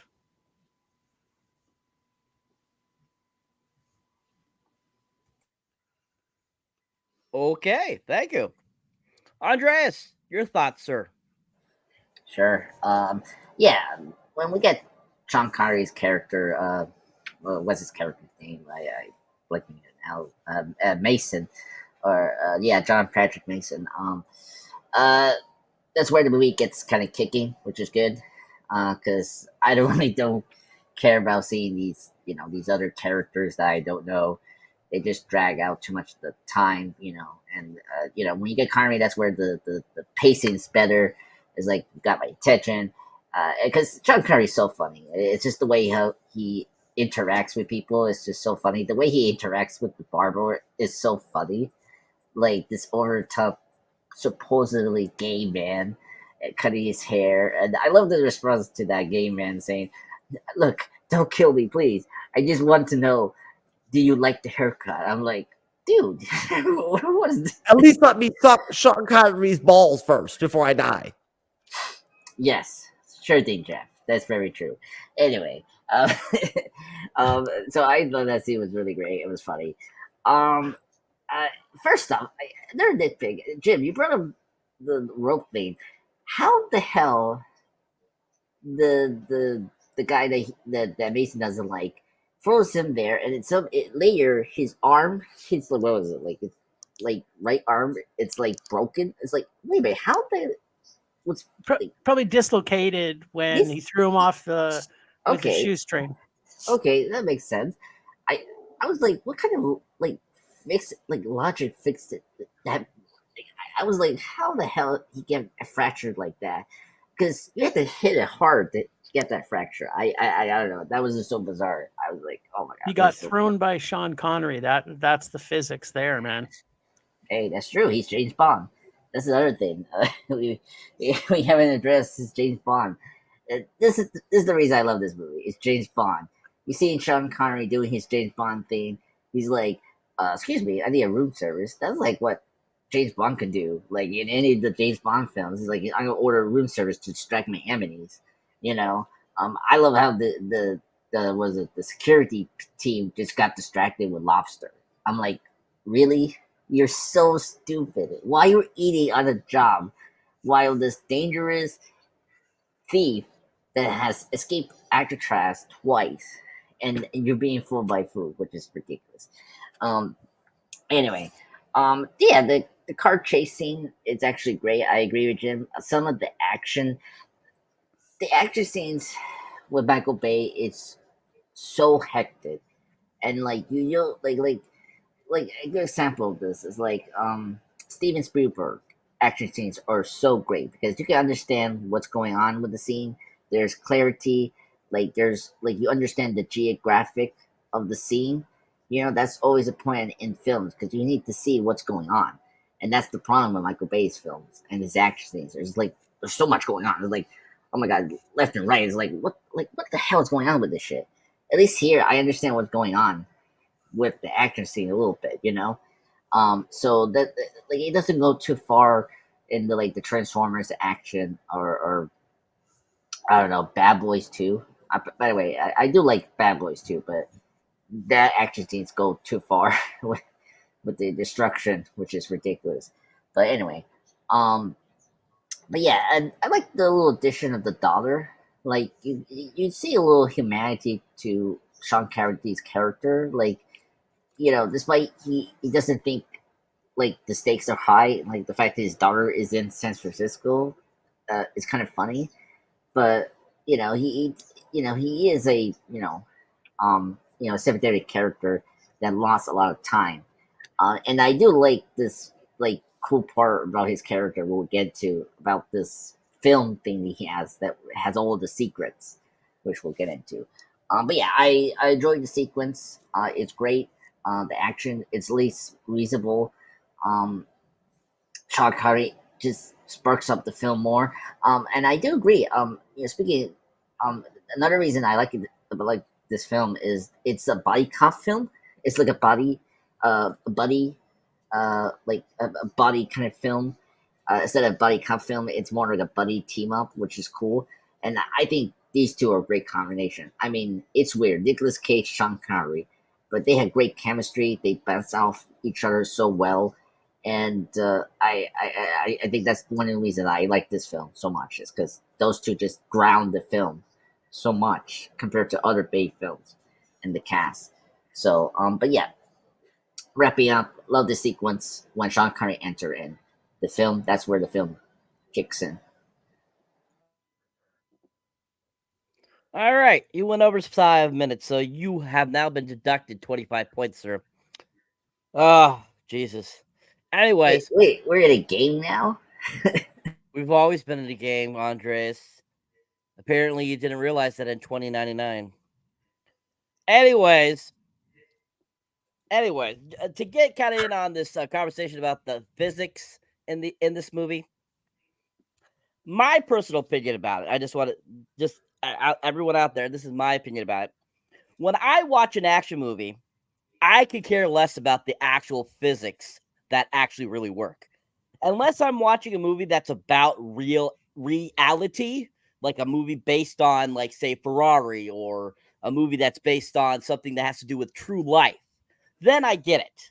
But when it's a fucking action film like fucking The Rock or The Face Off or Broken Arrow or anything like that, you know, it's fucking action. It's supposed to be imaginary. It's supposed to be fake. This is called entertainment. So I just got to say that, because I think I always crack up when people talk about physics in these movies, and I'm like, you're not watching reality.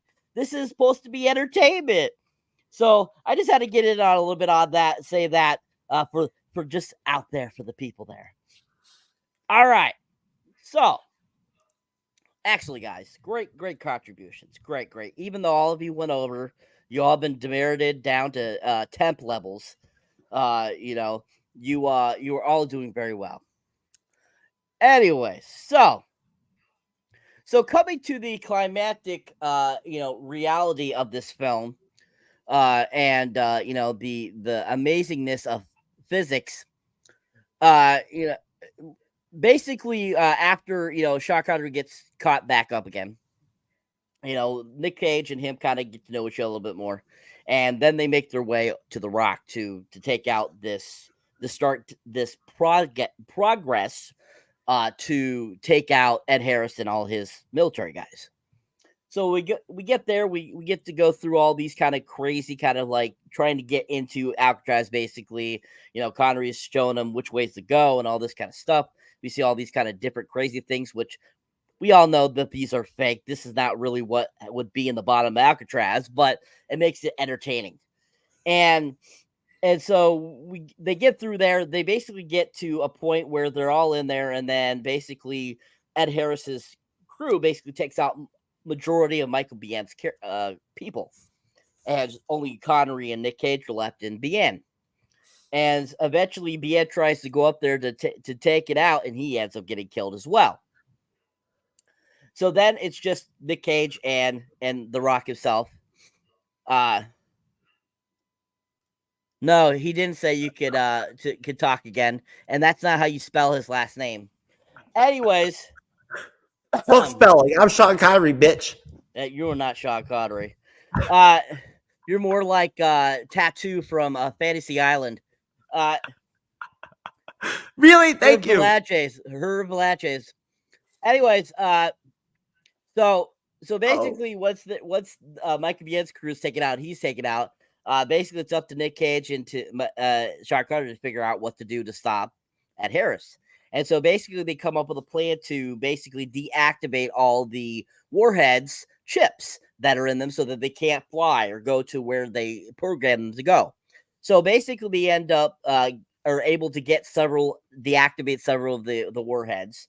And as they're doing this, they're encountering several of of Ed Harris's associates, and they start taking them out and all this kind of stuff. We have lots of action going on here, and eventually they get to kind of the final, like, kind of two or three, I think it's three, sorry, three of the rockets. And as they're trying to defuse these ones, they encounter some of the more tougher Ed Harris bad guys. And they all start to duke it out and start to fight out. And we basically get kind of them trying to defuse those while trying to, to face off these bad guys. And so we get some really great action, I feel, and some really great some one-liners and stuff like that. And eventually, basically, they're able to stop all the bombs from going. And eventually, they end up killing Ed Harris as well with one of the bombs. And so, basically, they save the day. Sean Connery gets to go free. Nick Cage lets him go. He ends up going to see his daughter. And basically, that's kind of how the movie ends.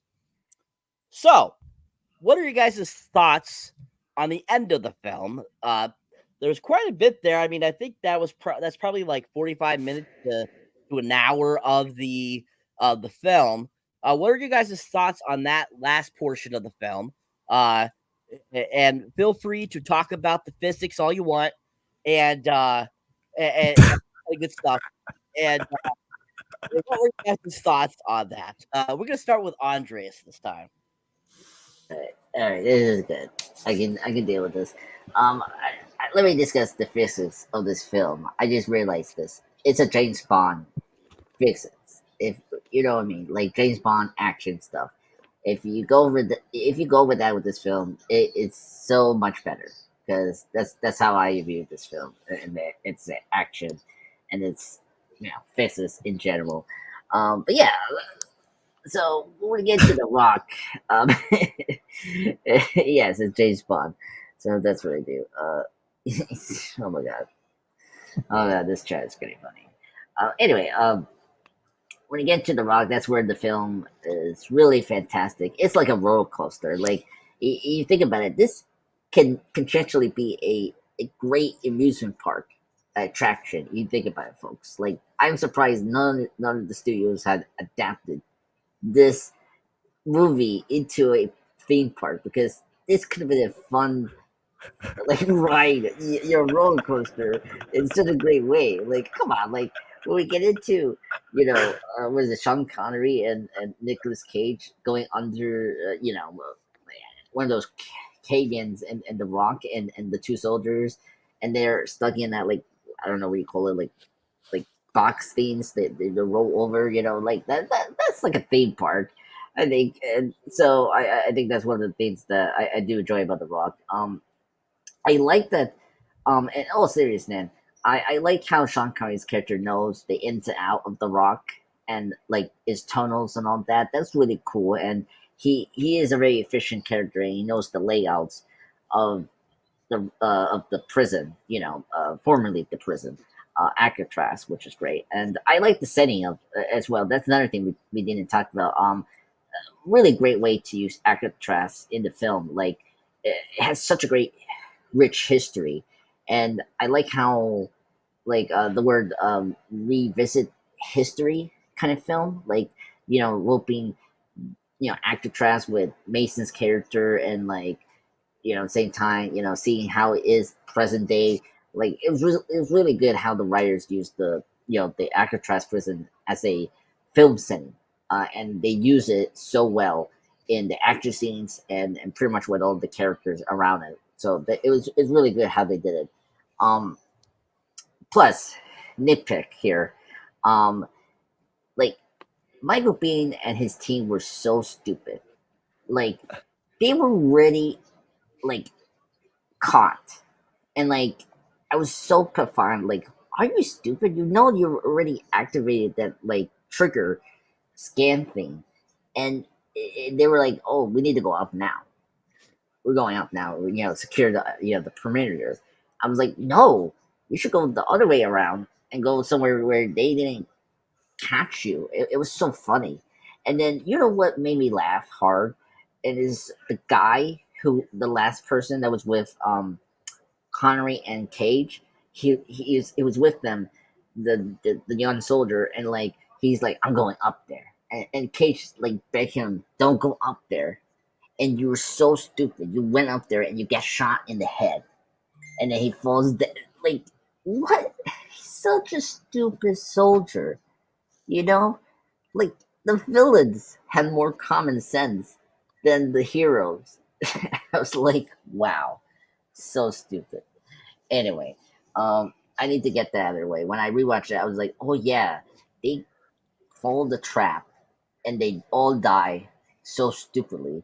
And the one young guy was so stupid, he wanted to go up there to be a hero. And it's like, no, sir, you could be a hero if you were smart enough to lead with your two experts, you know, and you could actually survive. And no, you didn't. You just want to die with your brothers. And I'm like, okay, fine, whatever. You're very stupid, sir. Anyway, there's a nitpick there.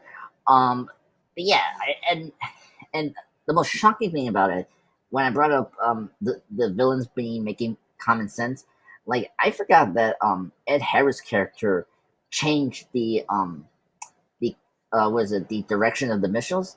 I thought they were gonna hit it, and I forgot that he actually stopped it, because that made him very sympathetic. He wasn't this like if he did it, you could not like his character at all. But the fact that he changed it made me like the character more. And I think that's one of the things I like about this film, is that they made him be a clear cut sympathetic villain. Like he's trying to do something good. And I actually really like that. And I like that he died, you know, at least trying to do something good for his people. And, you know, unfortunately he got caught in this, you know, mess where the others were taking advantage of this mission with, you know, Tony Tan and some other fellow there. So I was very sad when he died, and I thought that was maybe one of the best emotional deaths of any of the Michael Bay films. Like at least I care about his character, and it just proves how Ed Harris is a great actor and made that character like really good, and one of the best villains. What else? What else? Oh, we haven't discussed this yet. The music by Hans Zimmer is great. As always, Michael Bay has good scores from composers, and I know there's another fellow that is composing with Hans Zimmer in The Rock. And if you listen clearly with the Rock soundtrack, it sounds very like Pirates of the Caribbean music. If you pay attention closely to the score of this movie, it sounds similar to Pirates of the Caribbean. But the soundtrack here is great. I love Hans Zimmer. He's a great composer. I'm very happy he won his Oscar for Dune. But yeah, then after that, I do enjoy how Cage, how you say it, Connery really did the soundtrack. No, sir, he's a Scottish person. He's not a scorer. He's an actor. Can you be more serious, Jeff? I mean, he killed it in everything in the fucking movie, so he couldn't claim that too. So, I mean, look, I think Connery can claim the most badass one-liner. Was it one-liner delivery? Losers was it losers?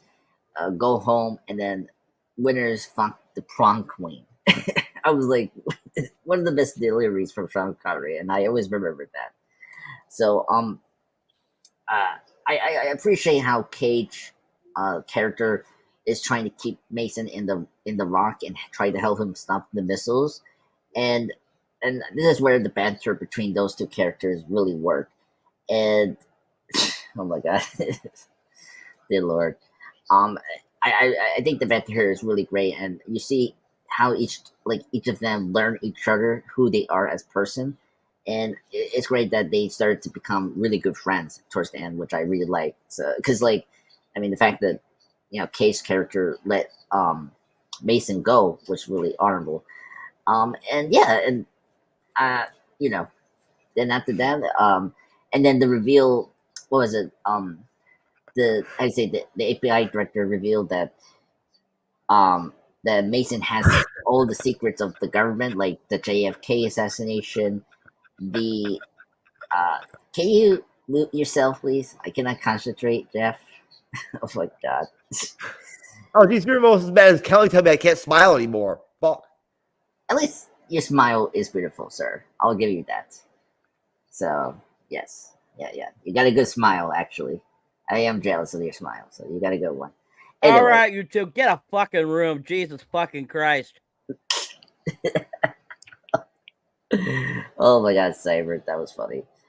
So after that, after the pretty much Cage disable all the missiles, we got a really cool explosion in the island, which was great.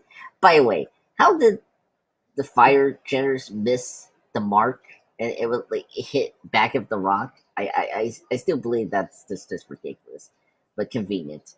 Anyway, and then after that, Connery gave how you say Cage the location of the film that contains all the secrets that he has collected over the year, and I love the end of the film that Cage say, "Honey, do you want to know who actually assassinated JFK?" That's such a great delivery towards the end of the film, so I really enjoyed that.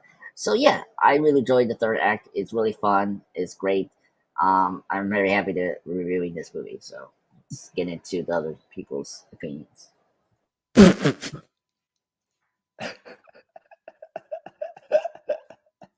Very nice, 60-minute man. Great job. All right. Okay, so Jeffrey, I'm giving you a chance here, sir. You've already gone over 3,467 minutes. So I'm giving you 5 minutes. Oh fuck, 5 minutes. So condense it, sir. All right. Well, I'll bend physics if I have to make that shit work. I'll do it. All right. I'll go Sean Connery on that bitch real quick. I got it. I can do it. I have true knowledge. I'll remind myself real quick. I'm not Sean Connery anymore. I'm gonna go back into true knowledge zone.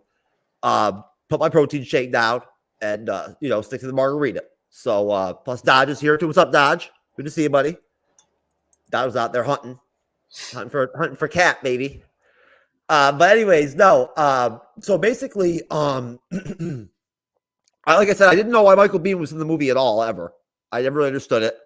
And in all honesty, I love Nicolas Cage, but him as like some kind of scientist or some kind of fucking like toxic, chemical fucking person or whatnot, everything. It just in all reality, like he don't seem like that dude to me. But it don't matter because he's Nicolas Cage, right? So it's all good. But I just want to point that out real quick. That's one of the coolest things about The Rock is, again, it's a fucking awesome 90s, like 80s, action film type film where, like, you don't have to fit for the character. Like, you could be like, don't even look nothing like somebody that would be the fucking chemical, weapons scientist person, whatever, whatnot, just be one. It's believable just because you're that cool. You're fucking Nick Cage, bitch. So, as far as the finale of the film goes, the final, it's a good ending.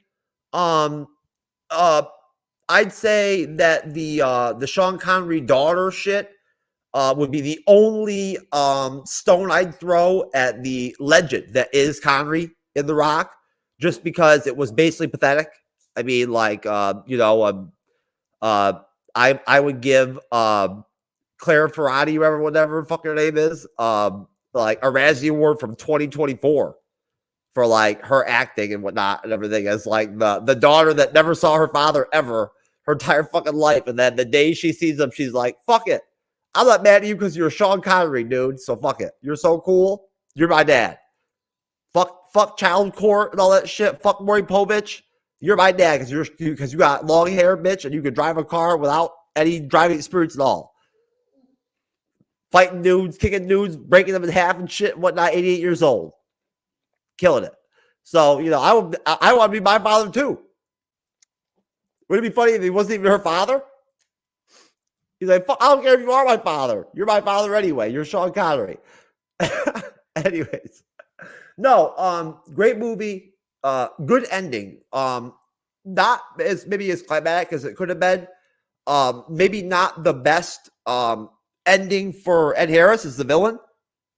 Maybe they could have went in a different direction. I mean, I'm not a director. I'm not, I'm True Knowledge, baby, but that doesn't mean I can do everything. So I could not come up with anything better than that.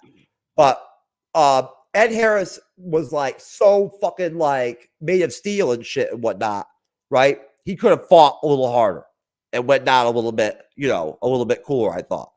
But it was a good invention. It was a good the theme of the film, the concept of the film, you know, the with the, you know, with the virus or the chemical weapons and whatnot, everything being, you know, sort of like the doomsday device of the film and whatnot, was a good 90s deal. It worked, right? Good ploy that like it scared people back then.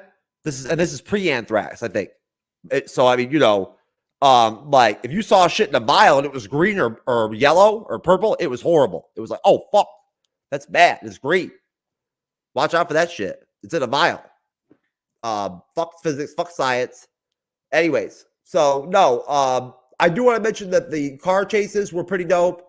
But again, as far as the finale goes, the ending of the movie, it was good. It was a solid ending. I didn't want the movie to end. The Rock is really good. I didn't want Ed Harris to die. He's one of those villains you want him to like live. Like, you know, like you don't really want him to win, but like he's so damn good, you're like, fuck, like resurrect him. Like keep him alive. Give me a mid-credit scene with him, like, you know, somehow surviving or whatever, you know, off the essence of fucking Connery, maybe he survives. Or like Sean Connery just decides to bend, like, you know, the laws of death and life and shit and whatnot. It says, fuck that. Ed Harris is alive still. No, I don't know. Good movie. Again, with the secondary characters, the casting of them and whatnot. For instance, the scene with the daughter and Connery, it kind of, if anything, I will be like really like not farcical or not comedic for once. It showed some of like Connery's holes as an actor a little bit, right? Like overall, he never really was as well rounded I thought as like a Cage or like a Travolta really as an actor. He didn't have certain emotional spaces that he could, you know, activate or pull off or whatever, whatnot, on a human connective level where you could bend physics on that shit. It was like, oh shit, that sucks. You know, like on that shit. You know what I'm saying? Like, you know, he didn't have that kind of that game like that. So, Sean Connery's legend and presence, although it can pull off a lot of shit and hide a lot of holes in the movie, at the same time, it can't cover everything. So, you know, now if they had showed Claire Fiani show her titties or whatever, whatnot, in the final scene with the father, A+, right? That would have been dope. I would like to see what size her boobs were, her bra size. I'm thinking she's probably like a small C cup. You know, big B. But still hot. You know, and hey, a B cup and a small C is a handful, baby. All right? Seriously. Now everybody can, Jesus Christ doesn't give every chick double D's, folks. You know, it's that simple. But no, The Rock is a good ass movie. I love the 90s action films. I love 80s action films. They're classics. I don't think that Hollywood will ever make anything like them again. This era of film, this type of film, with these really grounded villains and these really grounded heroes that are like really, you know, just very, you know, like physically challenging at times and scientifically challenging at times and whatnot, everything, and puzzling at their abilities. But at the same time, they can pull it off just on pure charisma and like good fucking acting, right? And like, you know, and like grit and like, you know, just, you know, that human connective level. Like, hey, you know, I'd bang Sean Connery. I wish I was Sean Connery. I wish I was Nick Cage. You don't get that anymore with movies anymore. When people go to watch The Rock and Rock films, nobody wants to be the fucking Rock, right? You know, they want to be fucking Morbius. You know, of course. I mean, that's what I want to be. You know, Mobius. You mean Mobius? Well, it depends. Or do you mean the living vampire? Andre's a time cop, time lord, pop culture guy, has completely mind fucked me on the whole concept of Morbius and Mobius now. I'm not sure who's who. You know what I'm saying? Like, you know, so it's very, you know, the physics are very confusing. Cyber, he's talking about the vampire movie. He's not talking about the one from Loki. Yeah, that Oscar contending movie that I heard about, Morbius, that Sony film company made a lot of money in the box office. I give it an Oscar. Yeah, it was the third wave of COVID that fucked it up. Yeah, it had nothing to do with the actual film. That weird COVID fucked it up. You know, that and Chloe Zhao breathed on it. That didn't help. But I mean, hey, again, I'm just happy I got the Chloe Zhao award for the first time ever. I mean, I feel blessed, Cyber. You know, like, I mean, as much as I enjoy self-deprecating humor, I'd rather have a Chloe Zhao award personally than a Monica Rambeau award.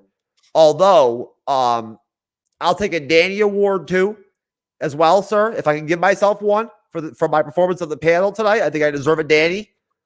We haven't given one in a while. You're approaching Wakanda Forever Predator Power Ranger Award now, sir. Well, sir, you know, I've been known from time to time to do movie reviews and never actually even talk about or mention the movie while I'm on the panel. It happens, right?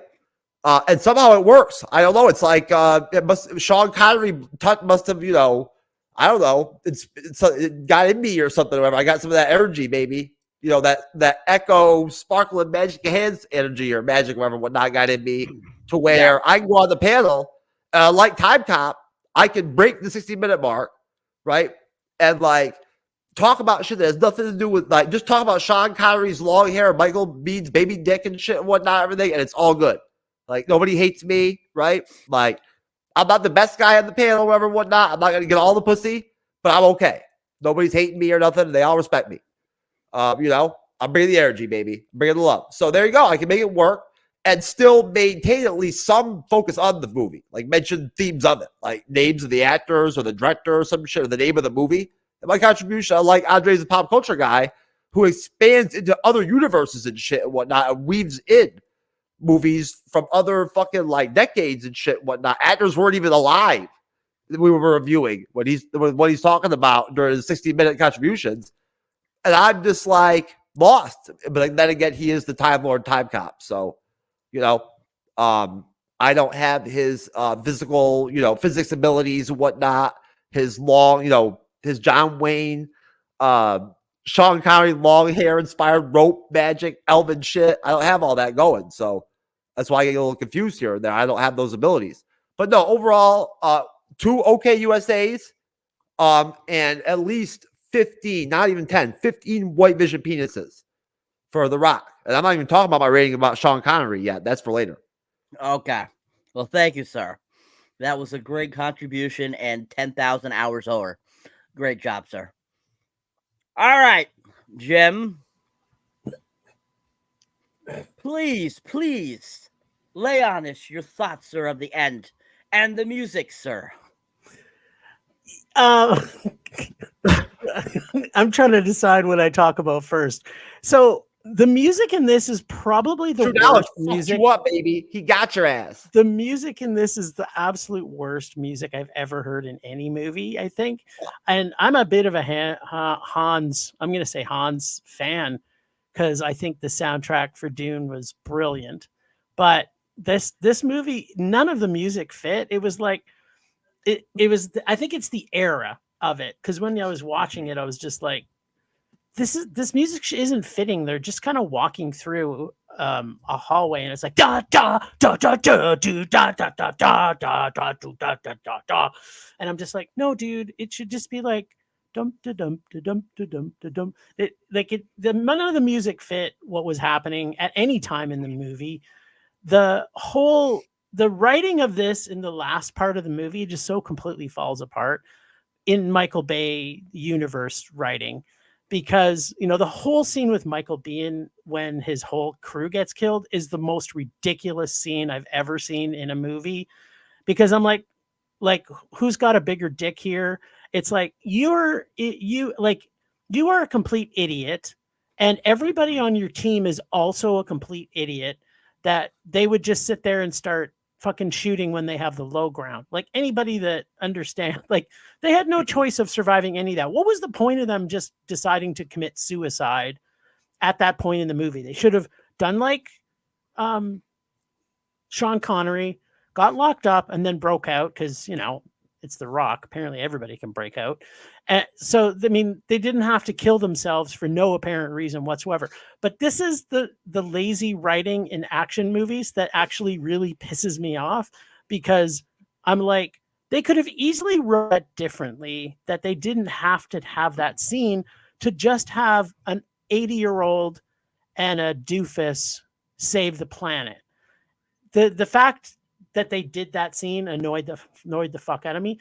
But I'm not saying I didn't like Nick Cage working with Sean Connery. That's not what I'm saying here. I'm saying the writing is lazy and they could have made it way much better.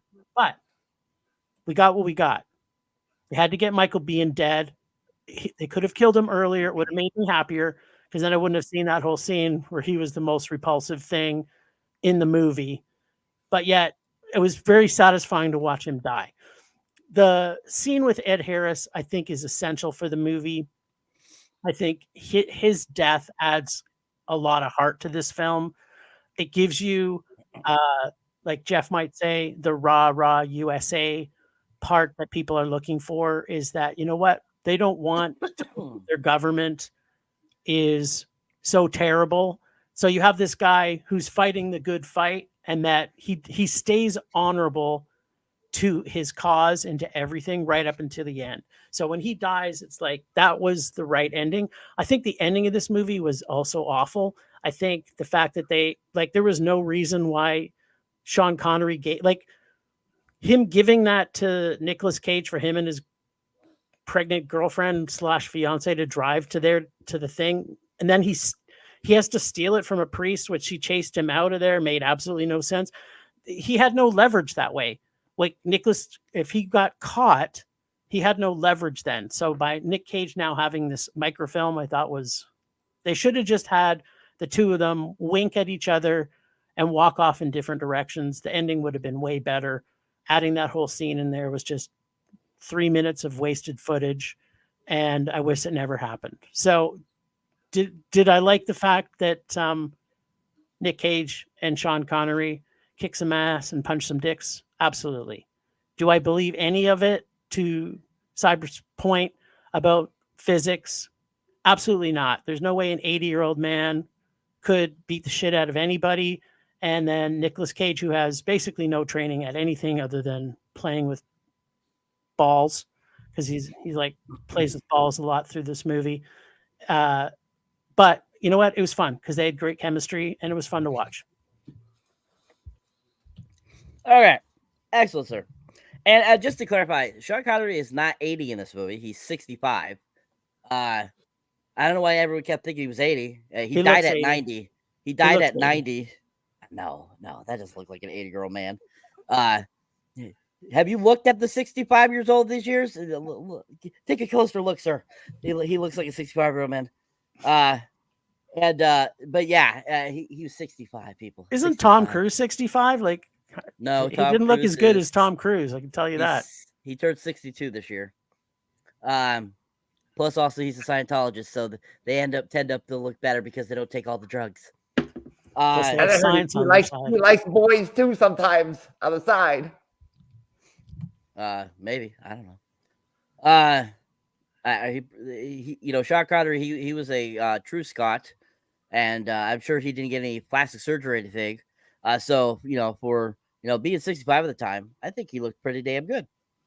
I mean, Tom Cruise, he's probably had surgeries and all that kind of stuff. But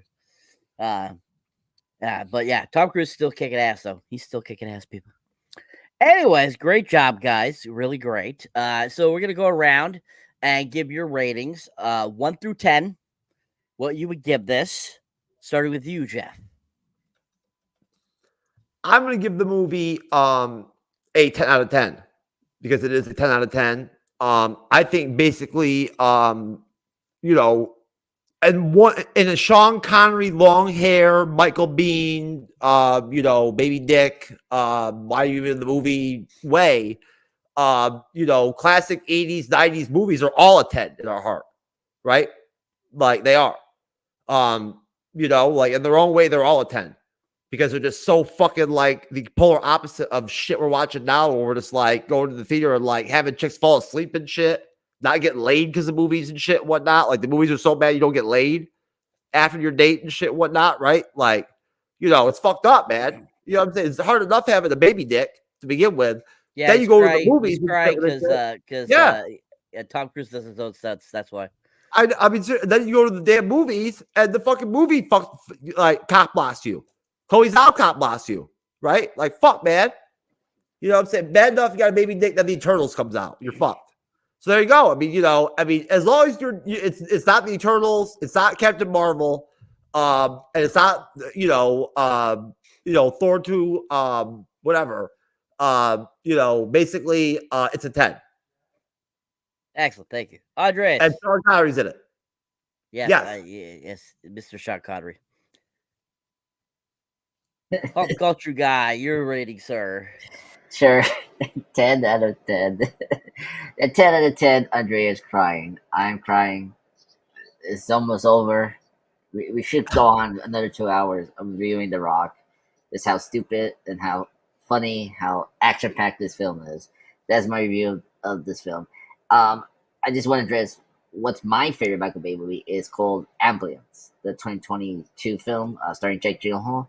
And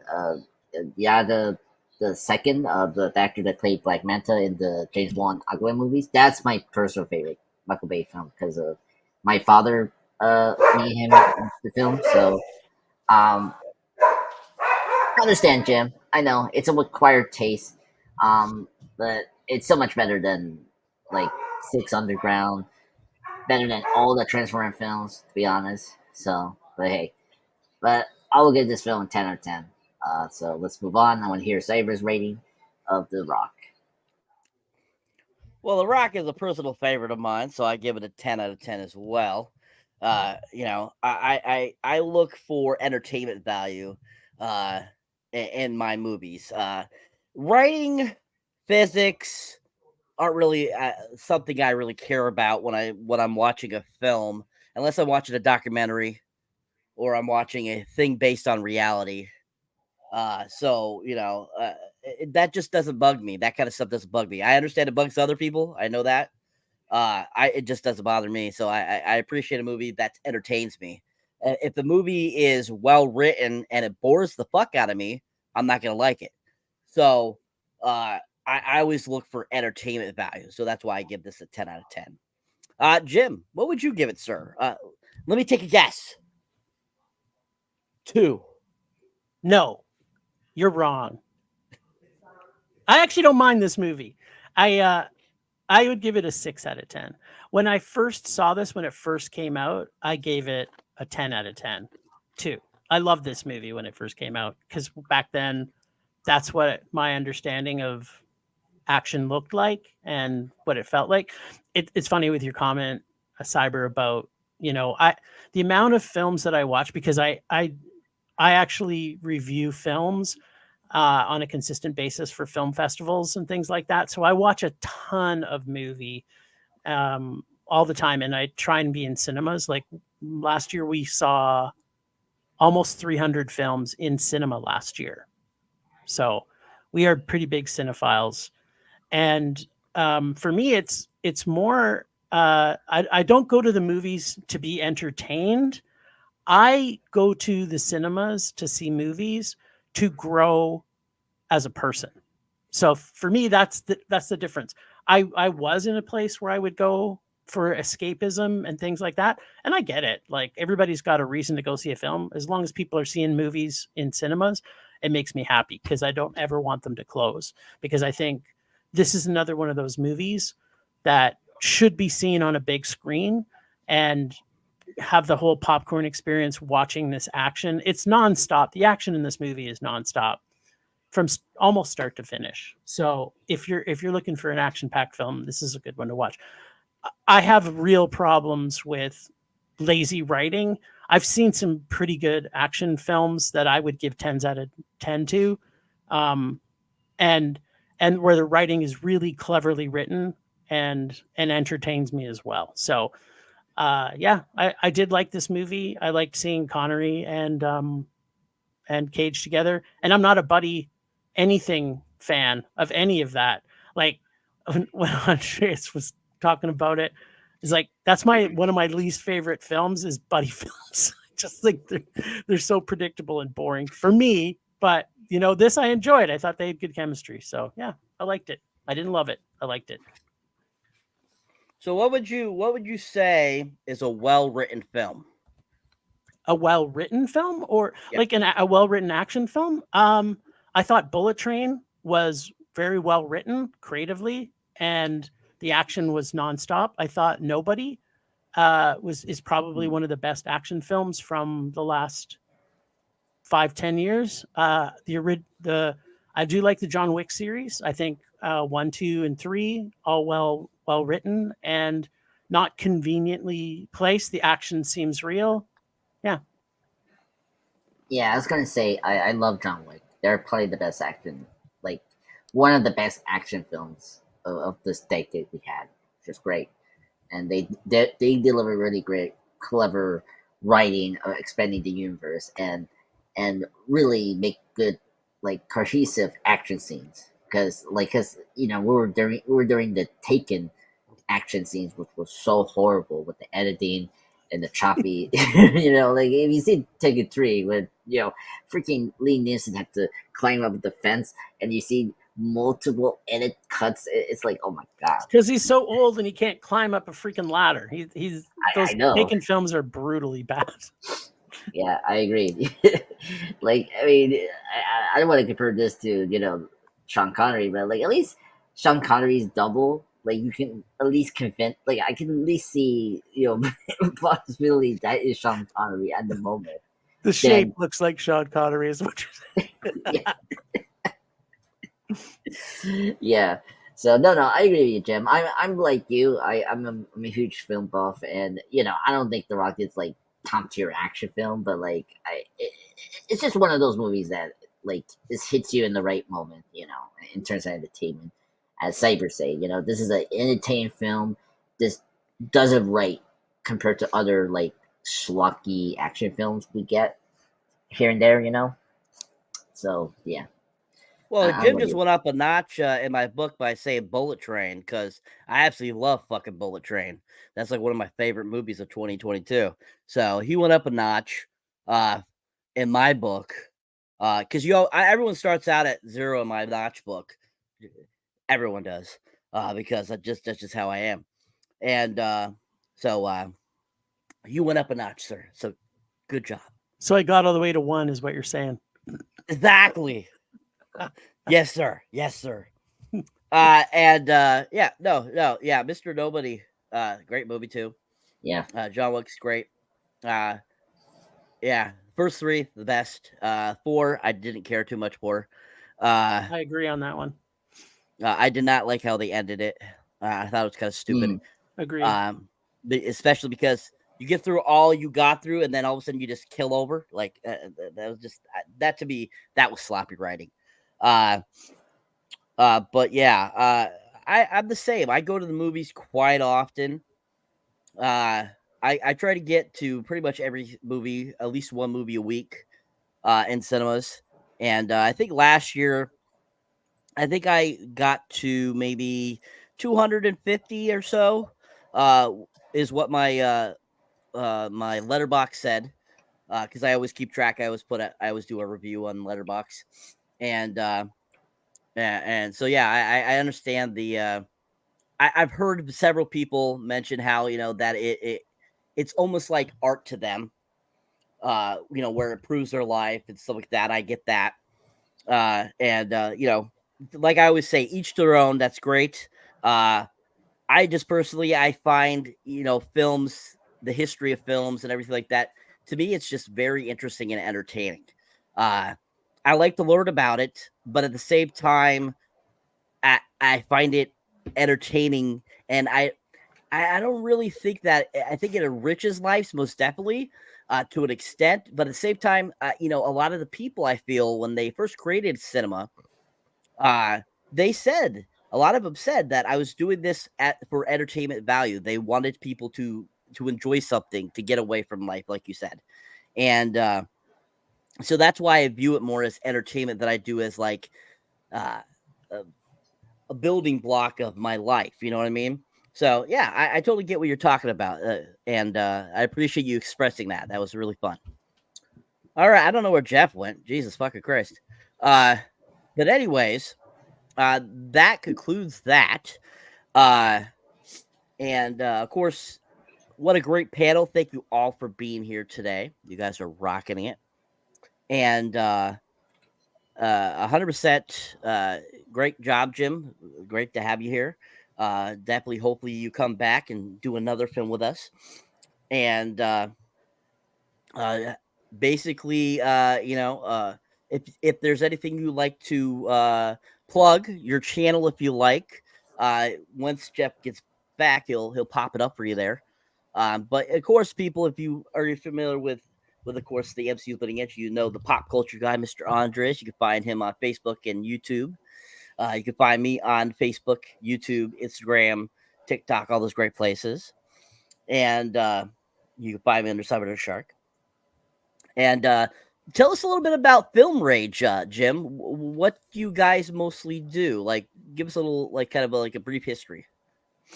Yeah. So we all come from film festival acquaintances and became friends from attending film festivals. And that's how we met. My best friend, Murray, has been my right-hand guy for almost 20 years. And we kind of fell in with my co-host, Bryce, probably about 5 years ago. And the festival circuit itself has certain people that continually go all the time. So there's a bit of a crowd of people that kind of go to the film festivals, and they used to have a lot of midnight showings at in one particular one that we would attend. And it was funny because that particular festival was when Bryce and I had really connected, and we had similar tastes in movies. So, one night it was like movie got out at 2 a.m. It's on a Wednesday. We both Bryce and I work at like 7 the next day. And then we proceeded to have like an hour discussion after the one last late film went out. And we had a crowd of people, about 10 people there. And then when we finished about an hour later, they're like, you know what, you guys should start a podcast. Because we were just riffing off each other about our difference of opinions of the film. So that's kind of what started it. And our podcast has been around for over 4 years. And the focus of our film is basically new film. Like it's kind of transitioned a little bit, but because we're at the cinemas every week, so our goal is to review every new release film that comes out in cinemas, if we can, as long as it's not like a movie made for children. Like we don't really review animated stuff that's like Disney and things like that. And we don't usually choose to go see rom-coms because we don't like that genre in particular. So other than that, every single new film that comes out, we have a review. And so if you go to our website, filmrageyyc.com, you can check out our reviews. So we have from we started to the end of 2023, there's about there's 1,000 reviews on there. And then we just started our 2024 list, which yeah. So yeah, we have a lot of content on there, but within our podcast, we have different segments. So we do the new releases that we saw in cinema. We also have Rage Corner. We have a list. So if you go to our page and look at our lists, there is 5 different categories of lists that we've created, as well as we do a Rage or Dare segment where we get dared to see a terrible film. So people are welcome to go on our website and dare us to see something, as long as it played in cinema anywhere in the world and it's not a children's movie. We'll watch it and be tortured by it. So yeah, we're a bit into S&M. As you can tell, we like to torture each other. And Jeff would be happy to know that we have raging boners.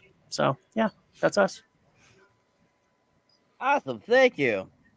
Jeff, I'll let you take it from here and close us out, sir. Oh, man, I'm sorry. I was actually visited by Michael Biehn from The Rock and Hans Zimmer they wanted to know if I wanted to make The Rock too and be in the film, right? On everything and whatnot. So I had to hash it out with them real quick and whatnot. Michael B was being a little bitch, like in The Rock and whatnot. I had to straighten him out. I told what all the bad shit Jim didn't like him and whatnot, everything. So I had to score some points for Jim with Michael B to put him down, match slap a little bit, and whatnot. Get down, But I apologize, folks. I didn't mean to dip. I feel like I let the team down, but it's okay. Because Jim, I honestly thought when I pulled up the plugs, I thought that was actually on the list of the combination of mine and Sean Connery's body counts. Possibly right there, like compiled. But that's actually all your movie reviews. Wow, that is Sean Connery-esque rock-esque level, brother. And this whole concept of segments, it seems very interesting.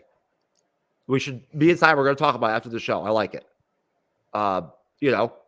It should. It's very professional. But anyways, I apologize. Let me pull the rest of the plugs up. Real life occurs during live streams sometimes, folks, and sometimes even Jeff has TrueKnowledge is not ready to off the cuff pull and prepare. We're doing the awkward silence before plugs moment, right? We're working that out right now. It's a new thing we're trying out, folks. Yeah. Well, I will say something. My wish came true. We are running 2 hours, so I'm happy this review is not over yet. My dream. That's your wish? Yeah. Well, I mean, I brought up the chat that I was crying because the review is almost over. So my dream. I'll just pop culture guy. You also win the Danny Award, sir, for the best breaker of awkward silence ever in history. You are the best, sir. Awesome. There you go. 2 Dannies tonight. You gotta love it, dude. Maybe 2 Dannies. Jim, you gotta add the Dannies, baby, to the show. You guys did work out. I mean, your own version, though, of course. All right, folks. So if you enjoy me here as a moderator or on the panel, definitely you can check me out on YouTube, Facebook, Instagram, TikTok, anywhere you can find Cyberneticshark. As you can see there, floating around the 733 mark, and got some stuff going on there for you on the channel if you want to check it out. Most recent review, of course, is Ferrari. I just put that up finally, even though I saw it, almost 2 months ago. And finally got that up for you guys to check out. Really great movie. Really enjoyed it. Very interesting. And I thought Adam Driver did a great job. And definitely check that out review. It's really fun. And then, of course, my most recent short, of course, I believe was Suitable Flesh. I believe. So definitely check that out too. Little mini review there. Have a full review of that up soon as well. And some of the other ones I haven't fully done full reviews on, so keep your eye out for those. More trailer reactions coming. A couple of new trailers have just recently dropped, so I'll be doing some on those. They just put out a teaser for Gladiator 2, so we'll be talking about that soon. Of course, Despicable Me 4, be talking about that soon. So if you haven't checked, I already did that. Okay. Check it out, people, and then if you haven't subscribed yet, definitely think about subscribing. Thank you, Cyber. Just hearing Gladiator 2 actually made me feel calmer. Thank you, sir. It was nostalgic, and it kind of gave me some inner peace. Thank you, sir. I appreciate it. Kobasa, or whatever the fuck you call it. Folks, have you ever been on the panel and wished that you could just die and not exist? Like I was a pop culture guy. Well, TrueKnowledge is having one of those moments, just to be honest with you. Oh god, he's having the Barbie moment. It's like, what is it feeling to be dead? No. I'm having one of those. I'm having a great show. I'm loving it. Even in my in the throes of struggle moments, whatnot, right? And then even at that point, crackhead, stupid drama shit has to pop up and whatnot, right? Even then, even when you're inspired by the ghost of fucking Sean Connery's long hair from The Rock and whatnot, everything, Oh god, Sean Connery. My focus is about as locked in right now as Chloe Zhao's. I'm not gonna say it. I'm like, Anyway, hello everyone. This is Andreas Pop Culture Guy. This is my channel, the Pop Culture Guy channel presents. I got a little drop down with the subscribers, but hopefully it gets up. I'm up to just 881 subscribers, so that's still good. I recently posted out my top 10 favorite Green Lantern villains. Check that out. Just posted my part 5 of Shang-Chi and the Master of Kung Fu comic book read series. Check that out. From 2003. Tomorrow, we'll see. Maybe we'll make the Rock tribute, honoring the review. And I need to discuss, Jeff, what kind of live stream we're going to do this week or maybe next week, but we'll see. But yeah, that's where I'm at. Good start for February, so that's where I'm at. And just other plans I'm going to do. I'm probably going to do a 22 Jump Street review and tribute, and same thing with the Lego movie, because both of those movies have their 10th anniversary this year, because it came out in 2014. So that's my plan right now with February. So more to come. So thank you, everyone. Please support me and Cyber to hit that subscribe mark by the end of 2024. Us will really appreciate that. So thank you, everyone. And thank you, Jim, for coming to this review. Which Jeff did you want to talk to about that, by the way, sir? Was it tonight's Jeff or tomorrow's Jeff? I mean, the conversation could be a lot longer, depending on which one you pick. Oh my god. Maybe after this show. More Sean Connery references as well. Oh yeah, definitely. Okay. We need that. Yeah. No, I'm just anyway. I might be able to focus better tomorrow. There you go. As I was saying in the private chat, folks, one of also the new segments we're going to start bringing into the show, inspired by Jim, of course. The ethos of Jim coming on, we're not killing it in the panel. But on the spirit of Sean Connery's long hair and body count and ironed out contracts that has to have his own sex scenes, real sex scenes in his movies, real sex with the actresses, right? Like we talked about in the private chat already, because that's how Sean Connery is now, baby. I'm not doing it. I'll do nothing fake. I'm Sean Connery. There you go. There's my Sean Connery asset. No Irish, American Sean Connery. Well, he's Scottish. Anyways, folks, it's a new segment we're working on right now, where basically instead of the awkward silence, we go over to just full blown, shit show special for the final minute or two and whatnot, just to see how unprofessional we can get with the show. Just devolve it a little bit and whatnot. I want to take the shine off Cyber's moderating a little bit when I can. Take a step off a little bit and whatnot, Who the hell is the Facebook user that's talking to us? You're asking me? Fuck. Yes, I'm asking you. I'm not even sure who the hell I thought I was Sean Connery. Who are you, Facebook user? And say it's Facebook user, Mr. Plugs. I subscribed. What was the podcast about? Sean Connery wasn't real sex. Oh, I'm really confused. We might have to add. Andreas, now you can celebrate, brother. We have to add another hour to the show now, because this is really, really mind shattering here. Sean Connery, real sex. Wow, I missed that episode. But I'm telling you right now, folks. Now I have a reason to stay awake for another night in a row, my 4th night, so I can find the Sean Connery real sex episode. I got to see it. I can't. My sleep will be disturbed. Will not be right. J-Red, were you asking what Jim's podcast is about? Is that what you're asking about? No, Joey's just fucking with me and whatnot, everything, because he knows I'm still awake and fucked up from yesterday's show where I took over the whole show with my long-winded bullshit. He's just amazed. I'm still at it, making content still, and they even let me make content. This episode?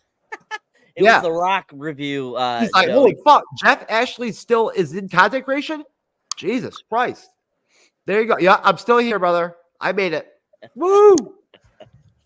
Go, Jeff. All right. That's my best show ever, folks. Gotta love it. 10 out of 10 for TrueKnowledge. You get 10 Monica Rambeau awards, okay? Yeah, I do. Yep. 10 and I get to bang Monica Rambeau 10 times tonight, too, before I go to bed. There you go. Yep. If I can find the energy. If I can revive my Sean Connery Tiger baby. And also if you close the episode out, you get to it too. Well, or I could add Jim and Andres in there too. And we could run the train, like we talked about earlier. That whole concept that we were thinking about bringing in. But yeah, folks, we are going to close this one out. This is not going to be the never-ending live stream. You know, where we're going to live, you know, the existence of Jeff as True Knowledge as the show, as an embodiment. We're going to move on beyond that and let Jim go. We're not going to keep him. He gets to go back to his show and shit and whatnot and live in that reality, right? You know, it's only fair to him. Thank you, Jim. We appreciate you coming on, brother. Thanks for struggling through with the Walk of Wounded. Shout out to Film Rage. Love the title. Very fucking The Rock level type shit. Very dope. Cyber, great job moderating, sir. Way to rein me in. Right? Nice. I appreciate the soft touch. No violence. Didn't have to put me down or make me cry or anything or whatnot. You know, embarrass me. Appreciate you. Pop culture guy Andres. What can I say, brother? You're an all-star, man. Love it. You're welcome, Joey. Tell Angela Bassett said hello. Peace out, folks. God bless you as always. Whatever year it is, it's great. It's wonderful. We'll see you next show.